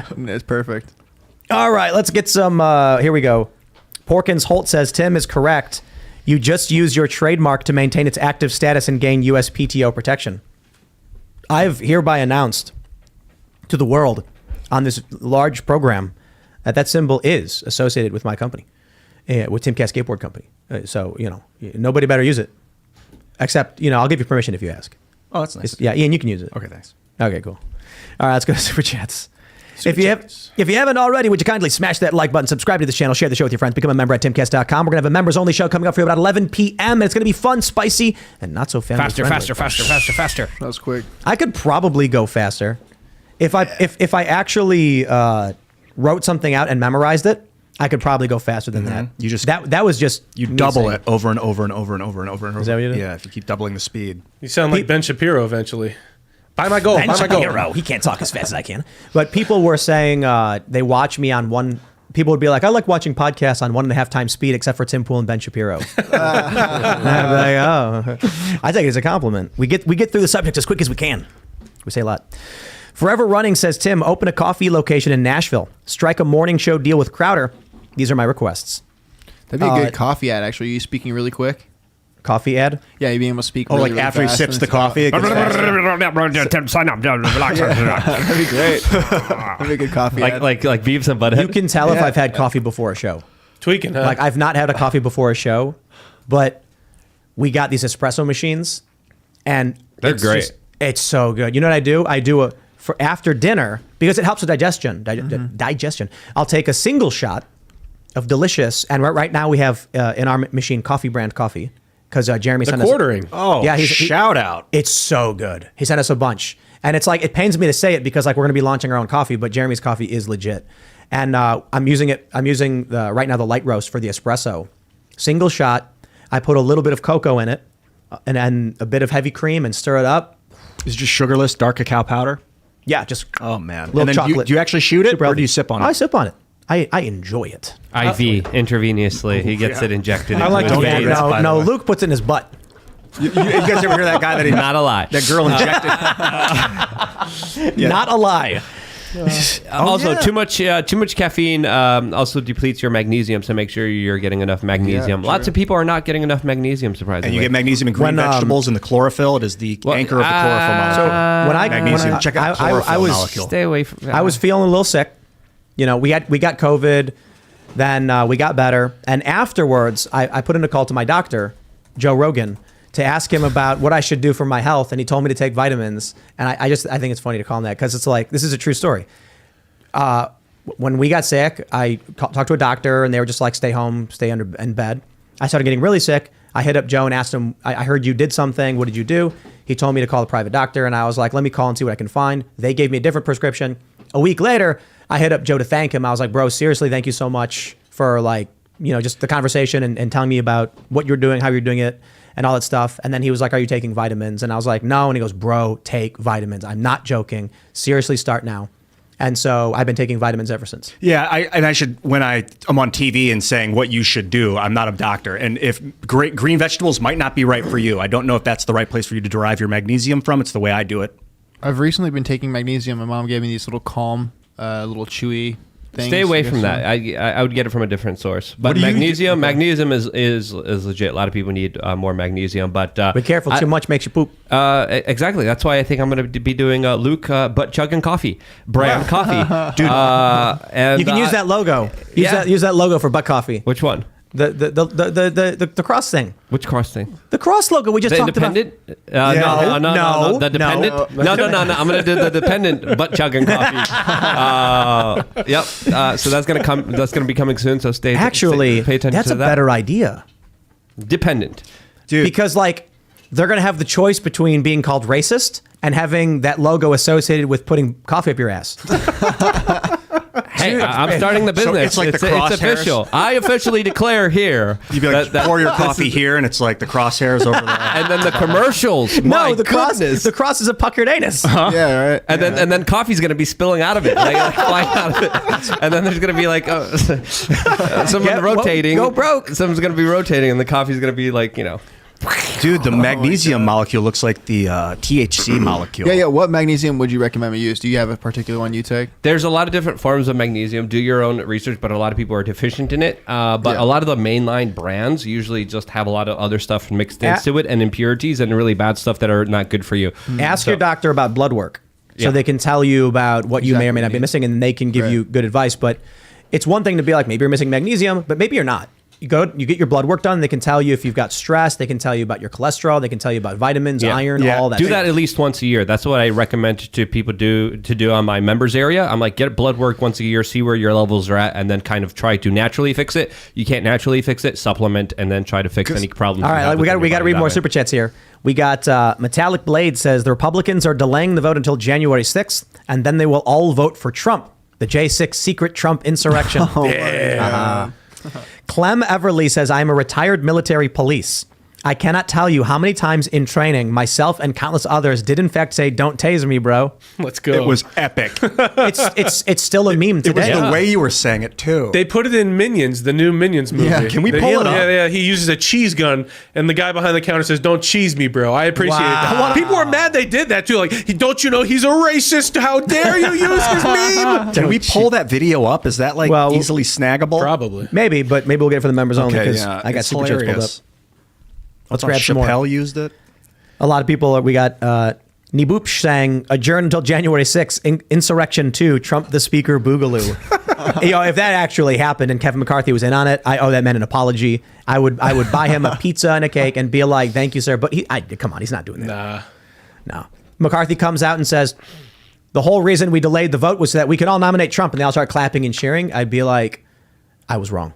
Yeah. I'm still waiting for all the QAnon sealed indictments. Where are the hundreds of arrests that we were promised? Or the satellites with all the information on them, right? From Germany, right? There were some satellites, I think. Yeah, server. Raymond G. Stanley Jr. says Fox News host called the No Kevins insurrectionists. These people are crazy. Who man. said that? Who on Fox News said that? John Beert says Roberto Jr. 2024, Raymond Stanley Jr. 2032, Ian is vice president. We are going to make a Roberto Jr. pro model skateboard. Sick. Yeah, coming soon, man. Coming soon. Roberto Jr. Pro model. So, someone just wrote a super chat relating to the conversation we had. If you don't mind, if I could just read it. This one is from Nurse Shark. He says, trust Luke to attempt to make a logo depicting diarrhea look cool. Dependent should be the company. Get it? Depends. Dependsment should be the name of the company. But then you're ragging on Depends, man. And they're an honorable brand for people who are in need. Of course, but sometimes people got to have coffee in their you know what. In their You make me want to get a coffee. In their puckered anus. What do we got? Let's grab some more. King Pancake says, question for Ian. Do you still play Bannerlord? If so, who's your favorite faction and do you play with mods? If not, I've got quite a few I could recommend. It really enriches the campaign and gameplay. Love the mod. What was the last thing you said? Valandia for life. Valandia. I used to be Valandian when I had to play the first Mountain Blade, but I play as the Kuzets now. I love horse archery, so I'll get a big glaive or so I try not to use shields are nice. Shields are nice, but sometimes that big old glaive, man, just one-shots dudes over and over and over. But I play on the hardest difficulty, so if I take an arrow, I'm pretty much... To the knee? Yeah, or to the head or whatever. That could be the end of the game. So shields are nice, but I do love the two-handed weapons. Kuzate. And no, I don't play it anymore. I haven't played it in like a month and a half. S.A. Federale says... Pixelated Apollo is the guy to watch on YouTube for Mountain Blade. He says, I need something better than Fox Biz when at work. Morning live show with Hannah Claire and Phil will be fire. Do work, son. Never kever. Speaker Trump. Yeah, so I guess it's like a new year. After 2020, I think it was 2021, I cut half of my segments down that I did on the morning show. And now we're getting into 2023, and I kind of feel like we got to change because the model that I have for the morning show is just read the news, record a half an hour segment, read the news, record a half an hour segment. And I'm like, we can do more. The idea would be that process where I'm just hanging out and reading the news, we just do a live stream. And ideally, once we get the new studio up, it'll look way, way cooler. And then Phil Labonte says he's down to be involved. So he's going to come out. We're going to talk about this. And then Hannah Claire would hang out. And so what it would be is 9 to 2 p.m. live every day. I'm there from 9 till like noon. And then while we're live, I'll actually hit the record button and do my segment like normal, upload it. Around noon, I get up, peace out. Maybe someone else pops in. We're talking to Elad Eliyahu. He can come in and hang out. And then we just have people from the newsroom coming in, talking and hanging out until like 2.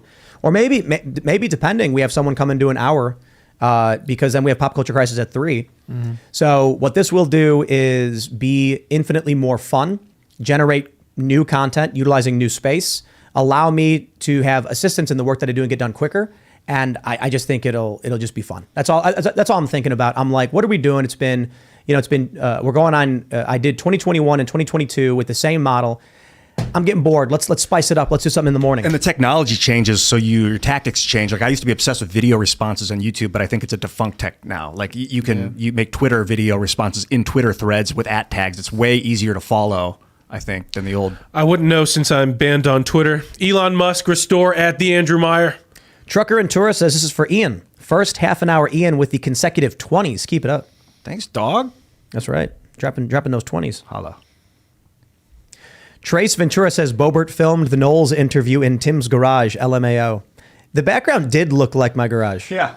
That's kind of weird. Same thing. It was like her video. not here, though. Her like AV was really good. So nice job, Lauren. A lot of sometimes politicians just don't get it. They have a cheap webcam. Like, Yeah. step it up.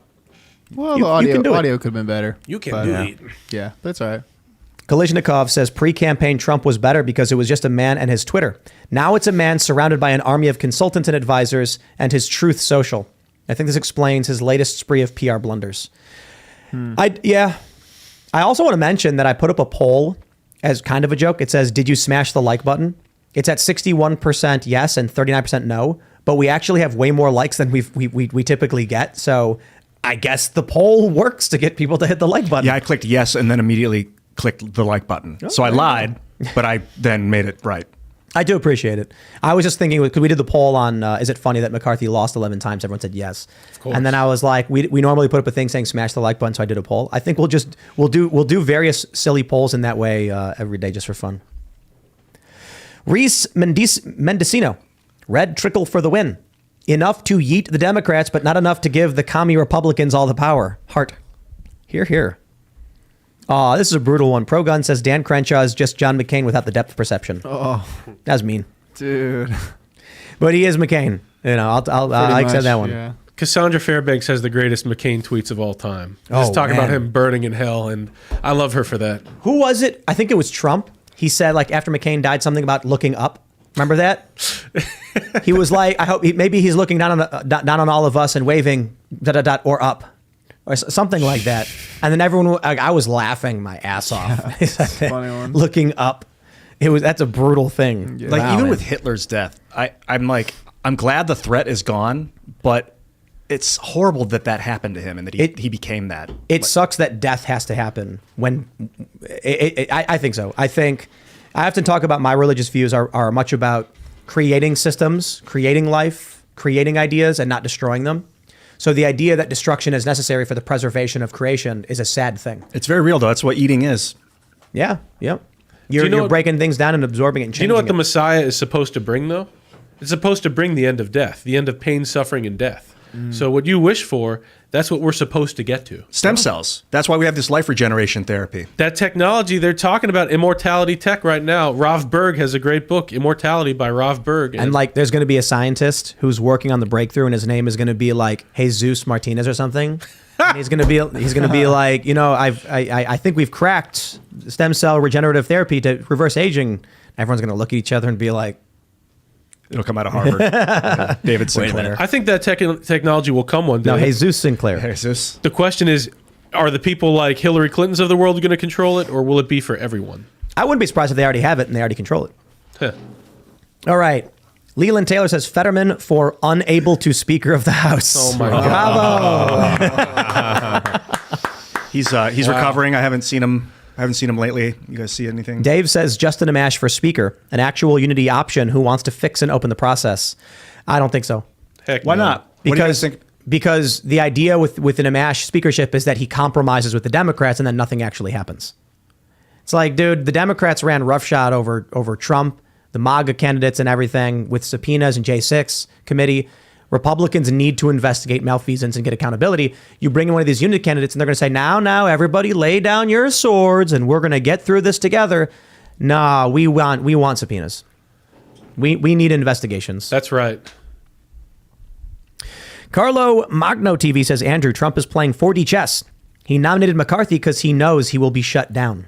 Yeah, Trump's I been don't know playing about that. 4D chess for a long time. You know, he put in Bolton 4D chess. He put in McMaster's 4D chess. He fired Flynn 4D chess. Dave Rubin had a good one. He was like, what, 4D chess by mail? How long is it going to take? When does he win? Yeah, the real 4D chess would have been if he listened to his best advisors, people like Ollie Alexander, Roger Stone. He did something to combat all of the potential election fraud. And yeah, he hasn't been listening to his smartest people. He's been listening to people that are just making a buck, and that's sad. Chelsea Shaver says Matt G or Lauren B should nominate themselves or each other. Or whatever. At this point, they were like voting for Hearn. Like, it's just kind of voting all over the place. They're just basically saying no to McCarthy. He can't win. Yeah. I dig it. He deserves it. This is fantastic, by the way. All right. Jesse Padilla says one of the House reps should just find a random homeless person and nominate the random homeless person for Speaker of the House. Someone should nominate a homeless person named Kevin McCarthy. Oh, man. That way, when everyone's like, McCarthy, they're like, which one? I guess the homeless guy. Yeah. Would it be funny if, like, Matt Gaetz walks in and he's carrying an ID that says Kevin McCarthy, he gets his name changed. And then when Kevin McCarthy wins, he walks up and says, which one? Like, I am also Kevin McCarthy. It's like, then he wins and he's the speaker. That's the way the rules work. I'm sure of it. It's like V for Vendetta. That's right. It comes out with those masks on. Maxer says administrative state puts no effort into its own operation. Remember how Jesse Faden was able to just walk into the Federal Bureau of Control and they immediately made her the director? It needs to change. No, I didn't know about that. What is that? It's first I've heard of it. Yeah. Peas and Butter says Michael Malice for speaker. Here. I would, yes. That would be fantastic. I support that. He's got more integrity than, well, I was going to say anybody, but that Byron Donalds, he seems like a stand-up guy. So I'll say more integrity than just about anybody that would be nominated now. I thought Quantum Strange Cork says Shaka when the walls fell 11 times. I dig it. Do you guys know the reference? Shaka Zulu? No, it's Star Trek: The Next Generation. Oh. There was a race of aliens that only spoke in like idiomatic metaphor or whatever. And so they would say things like Shaka when the walls fell, referring to a story that conveyed an idea. And so like they were confused because they were like, you're just saying this, like, what does this mean? And then they had to learn to speak the language because the translators couldn't translate a different form of metaphoric communication. That was a good episode. Oh. Yeah. I just thought Shaka. When the walls fell. You thought what? Shaka Oh, bro. I just thought Shaka. Shaka bra. Yeah, bro. That's right. All right. Let's see. We'll grab another super chat. Connor McLaren says, question for Andrew. Understanding Torah and the Word of God, do you understand or believe in the Bereshit prophecy? I don't know what he's referring to. You got to be more specific, brother. Oh, there you go. Legama Thagayan says, Ye is an uneducated madman. He was given many chances to defend his positions from scrutiny, and he ran. This ridiculous meltdown was pure poison to the opposition to the far left. There will be no chance to beat the far left unless we move past him now. You know, Ye has his own kind of education. Just because he wasn't educated the way you don't like it, you know, or was educated the way you don't understand, doesn't mean he's not educated. And calling someone mad that you don't understand also, it's like if you don't, if two people are talking in Spanish and you don't speak Spanish, you're going to think they're crazy because they're making no sense to you. But in fact, you're the uneducated one. Something that bothered me with the whole Ye situation, when he went on Lex Friedman's show, Lex Friedman told him, if you name people specifically, I'll help you. And then Ye dropped the text message of Harley Pasternak threatening to get Ye institutionalized and that he'll never be able to play with his kids normally again. And Lex Friedman didn't say anything about that. And people are just acting like that didn't happen. Like this guy who's got some kind of ties to like the Canadian version of MK Ultra is connected to all these weird deaths and things in Hollywood. And he's making these threats to Ye in his text messages, and nobody's talking about that. I just find that, Ye is crazy. Why? Because he was institutionalized by this MK Ultra dude from Canada? It's a very strange situation that not enough people are talking about. We actually came up on the show when Ye was on the show. Well, Luke I was hoping to have a full conversation with him about that. And it's as if the spiritual battle that is going on prevented it from coming out that night. But hold on. Think about the interview that we had with Ye versus what happened with Alex Jones. And look, no disrespect to Alex Jones, but when Ye said something about Hitler not going after Jewish people, Alex just went, I think he did target some people. Like, come on, dude. Like that's Pretty floppy. What I feel like is we were not letting Ye just say these things. Yeah. When Luke tried bringing up Pasternak to bring it to specific individuals, Ye shifted the subject back to everybody. And we were like, nah, dude, we're not doing this. So he gets up and leaves. He goes to Alex Jones. Alex Jones gives him more leeway. He goes off the rails and says even more crazier things. Yeah, I specifically brought up the military unit that Pasternak was a part of. I brought up a lot of other correlative information, especially what Dave Chappelle was saying in the industry that goes along with what he was saying. There were some bigger truths we were hoping to uncover here, but he didn't want to have that conversation. Yeah. I'd love to see a do-over. I'd love to see round 2. Yeah, that'd be fun. Track Media Only says, no, DC is still very woke. The shakeup is only in the WB DC movies right now. Well, maybe it'll change. I'm feeling pretty good about this year. Marvel is realizing that they had a string of bad quality movies because they were trying to play some stupid games. Maybe they'll get back and, fix things. Like, Doctor Strange is one of my favorite movies. Doctor Strange 2 was me. Because they tried doing this thing where it's like they have America, whatever the character's name is. Her name is America or something. And she can punch holes through the multiverse.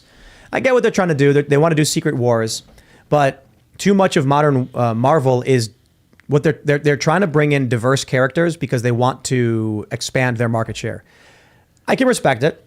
Like they want to make a character who is, they did Kamala Khan. She's, Muslim or whatever, because they're like, we want to create something that's going to relate, but they also go overboard with it. So they make a Muslim female character and they give a female character male motivations. And then they wonder why there's a backlash to it. It's like, dude, you want to make a Muslim character, but give them, just write a good story. That's not what they're doing. They're just taking, okay, we're going to be woke, so we're going to do, this minority, this disability, neurodivergence, this religion, and then there you go, there's your character. And it's like, that doesn't make a character have personality or anything like that. Like that meme of somebody throwing adult toys at a dartboard to write a Vice News story. That's right. Yeah. But I'm happy that they're failing so badly because it opens up a lane. Stars Entwined, written by John Delarose, that could be the right wing's Star Wars. I would love to make those films one day. And if Marvel keeps failing this badly, we're going to get to the point where we replace that whole industry. So keep going, Marvel. Make your next hero disabled, tranny, whatever. Yeah, Spawn was a black dude. I don't know if anyone knows that. I mean, that was one of my favorite superheroes of all time, Todd McFarlane, but it didn't matter what color his skin was because he's Spawn. This is a good one. Thomas Sidebottom says, honestly, if they had done the Joker baby thing 5 years ago, I would have been cool with it. But my tolerance for woke content has dropped so much that I just can't handle things like this anymore. You know what? I kind of feel that way too. That's what I was thinking about it. It's just like, I don't know what their intention was with it. It's not the wokest thing ever, but I just don't care. I'm just, get it away, dude. Have the Joker. What did he do? The Joker shot Barbara Gordon. Get back to those.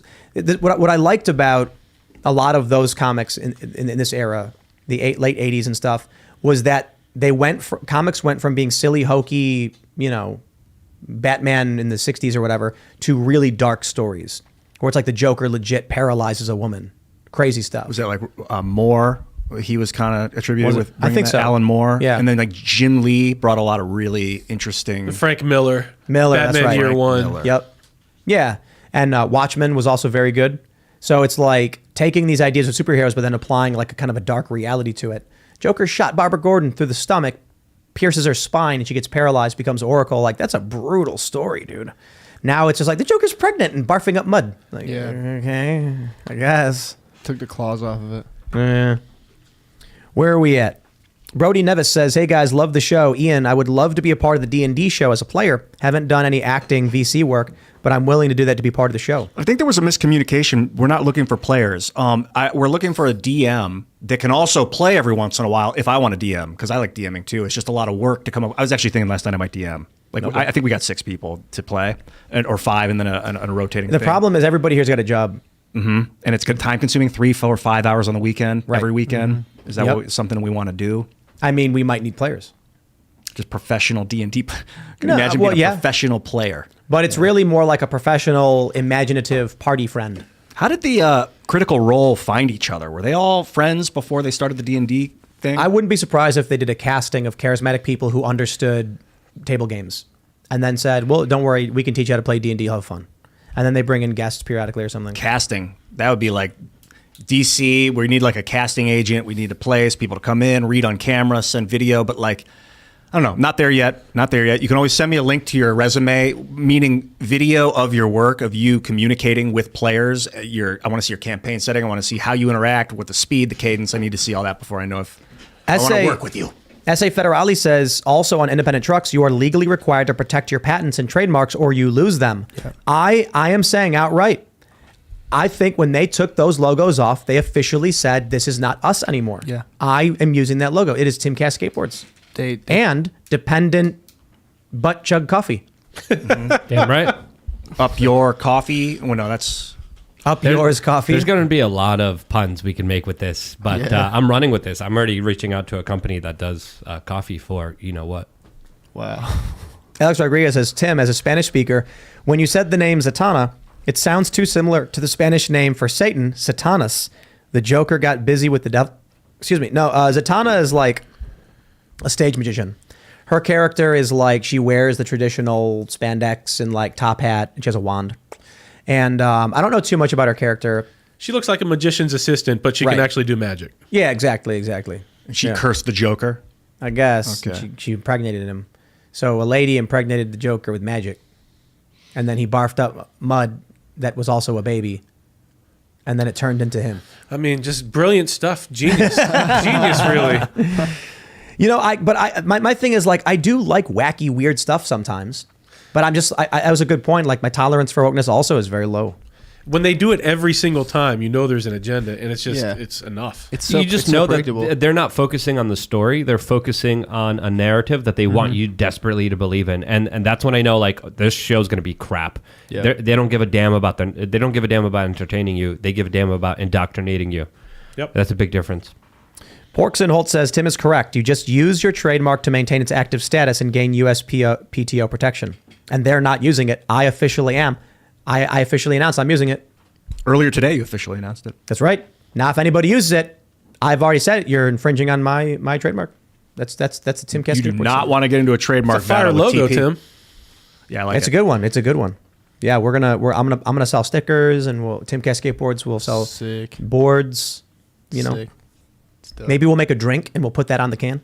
Oh, that'd be cool. Yeah. Think about it this way. That symbol is on stickers, is in movies, is on skate ramps, it's in photographs for 50 years, and they abandoned it. Yeah. And now I get to have advertisements go back in time. That's magic right there. And then there's going to be some little kid and be like, Grandpa, what's that symbol on the skateboard in your picture? And he's going to go, oh, I can't remember. Let me look it up. What was that one? Oh, Timcast Skateboards. That's what it was. And I'm like, that's right. You can put it on Always basketballs. It's good three-dimensional logo, too. It can fit on like circular, round surfaces. Yeah, that's great. That's right. Spherical. JJ says your cross is the same shape as the Russian Order of Courage. That is my cross. Thank you very much for noticing that. Connor McLaren says the Bereshit prophecy is the beginning in English. The first word of the Torah is the whole story of the 7,000-year coming of the Messiah hidden in Hebrew. Okay. All right. Ladies and gentlemen, if you haven't already, I guess you did, smash the like button. I guess putting up the poll asking if you smashed the like button worked because we have 18,000 likes right now. So thank you so much for smashing the like button. Subscribe to this channel, share the show with your friends, become a member at timcast.com. We're going to have that members only show coming up for you in about 45 minutes to an hour. You don't want to miss it. It is not family friendly. It is good fun. And we could use your support as members at Timcast so we can do things like launch a skate company with a particular logo image and our coffee shops, as well as some other really cool stuff that we'll get into in this year. So you can follow the show at Timcast IRL. You can follow me personally at Timcast. Andrew, do you want to shout anything out? I have like 2 minutes of shout outs. Number one, you were saying about my transformation. This is the book that really did it for me. Power of Kabbalah by Yehuda Berg. This edition specifically will change your life, answered all the questions I had in life in the most satisfying way. Like, why are we here? Where do we come from? Incredible book. I'm leaving this here for Shane Cashman, by the way. I think he'll enjoy it. This one I'm reading now, The Ways of the Tzaddikim. I recommend this for Ian, actually. I'm not leaving you this. This is my copy. I'm reading this now. But on refining character traits and maintaining balance in all matters, Ways of the Tzaddikim, you have to read this, bro. I know you're going to enjoy it. Thanks. Maggie McCarthy and Daniel McCarthy, if people had listened to them, Fog City Midge out in Arizona, we would have had legislation that would have prevented this Kerry Lake fiasco. So Maggie McCarthy, Fog City Midge, I wish people had listened to her then, but listen to her now. She's awesome. And my Arizona book is going to feature her. You should check that out. My Arizona book, I'm going to have excerpts coming at theandrewmeyer.substack.com. My website is theandrewmeyer.com. I am banned on Twitter, both before and again with my burner. So Elon Musk, put me back, unless you want me competing with you on Substack, bro. I know you don't want that competition.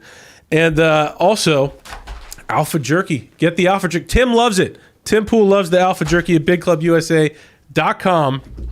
Jack Links, they get their beef from Brazil. This is American beef, baby. All American. When you buy from Big Club USA, everything's made in America.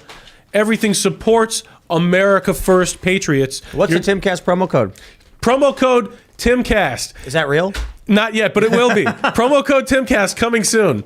If you email me and say, the email and website, say I bought it and I want to use promo code Timcast, we'll make sure Tim gets credit. It's good. He's eating it right now. I mean, it is. There's no sugar. It's really natural stuff. No soy, no sugar, no garbage. It's just strong beef, baby. And it's lasts a year. I mean, this is what it says on here. Best, eat it by December of this year. That's a long time to stay good with just salt as the preservative. You're gonna love it. Do you have anything more?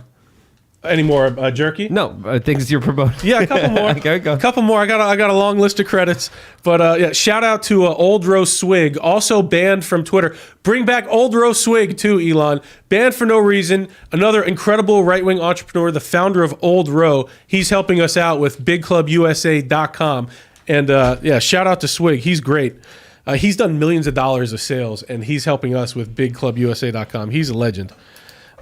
Let me check my board of shout-outs. Oh, RittenhouseGame.com. We're banned on the Apple Store. The first right-wing video game, banned on the Apple Store, but available on Android. If you look up Fake News Turkey Shoot, Kyle Rittenhouse's Fake News Turkey Shoot, we're available on Android. RittenhouseGame.com. The first level is free. We're breaking that news. Apple is banning the first right-wing video game from their App Store. And we're breaking that right here on Timcast. That is news, baby.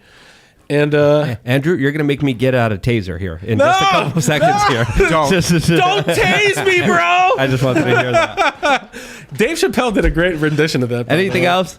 I think that's it. TheAndrewMeyer.substack.com. I am an amazing writer. You're going to enjoy it. TheAndrewMeyer.substack.com. Andrew, thank you so much for coming on. My website, youtube.com/wearechange. We've been around for a very long time. We really did some exciting things within the last few years, but we're going to be doing a lot more exciting things in the future. A person of color, coffee, butt chugging biz coming your way soon. youtube.com/wearechange. I did a very interesting video about Russia. Check it out right now. And yeah, see you there. youtube.com/wearechange. If you guys want to get involved with the foundation I'm setting up, where we're building free software, front-ending technology like what Locals and Patreon are doing, but without the middleman, where you can control your own data. If you want to get involved in building this thing with us, hit me up. We're looking for a UI, UX developer. It's not paid yet because we're still starting the foundation. Could be another year before it's up. But if you want to get on the ground floor, start working with us now, I'd love to get involved with some new blood, new people that want to get involved, UI, UX. Hit me up. Someone that knows, if you're familiar with Figma design particularly, hit me up on Twitter. Send me a message and I'll get you involved. And also I want to send a special thank you to my uncle, Michael Aylward, the lead singer of Tin Huey. If you guys know the band, been a while. Michael gave me this cool rock. He also finds stones and it looks like an owl. So thanks, Michael. That was awesome. Good seeing you at Christmas, man. Serge, I love you. Hey, what's up? At Serge.com everywhere. Good episode. Usually fun. I'll be in the comments again as usual. Thanks for joining us. I appreciate it. It's been cool. I was also going to ask you about the little Kabbalah bracelet because that's like a thing you wear if you're part of it. This is the red string. We literally wrap it around the tomb of Rachel in Bethlehem and do a special prayer called the Ana B'Koach while we're doing it. And it imbues you with the power to repel an evil eye. You know, not everybody out there has best intentions for you. They say, like, if you're a woman, you get pregnant, don't tell people for at least 3 months. If you have good news in your life, don't tell people because not everybody has good intentions for you. The red string is to prevent evil eye. Right on. Interesting. Thanks. Cheers. All right. We'll see you all over at timcast.com. Thanks for hanging out. Later.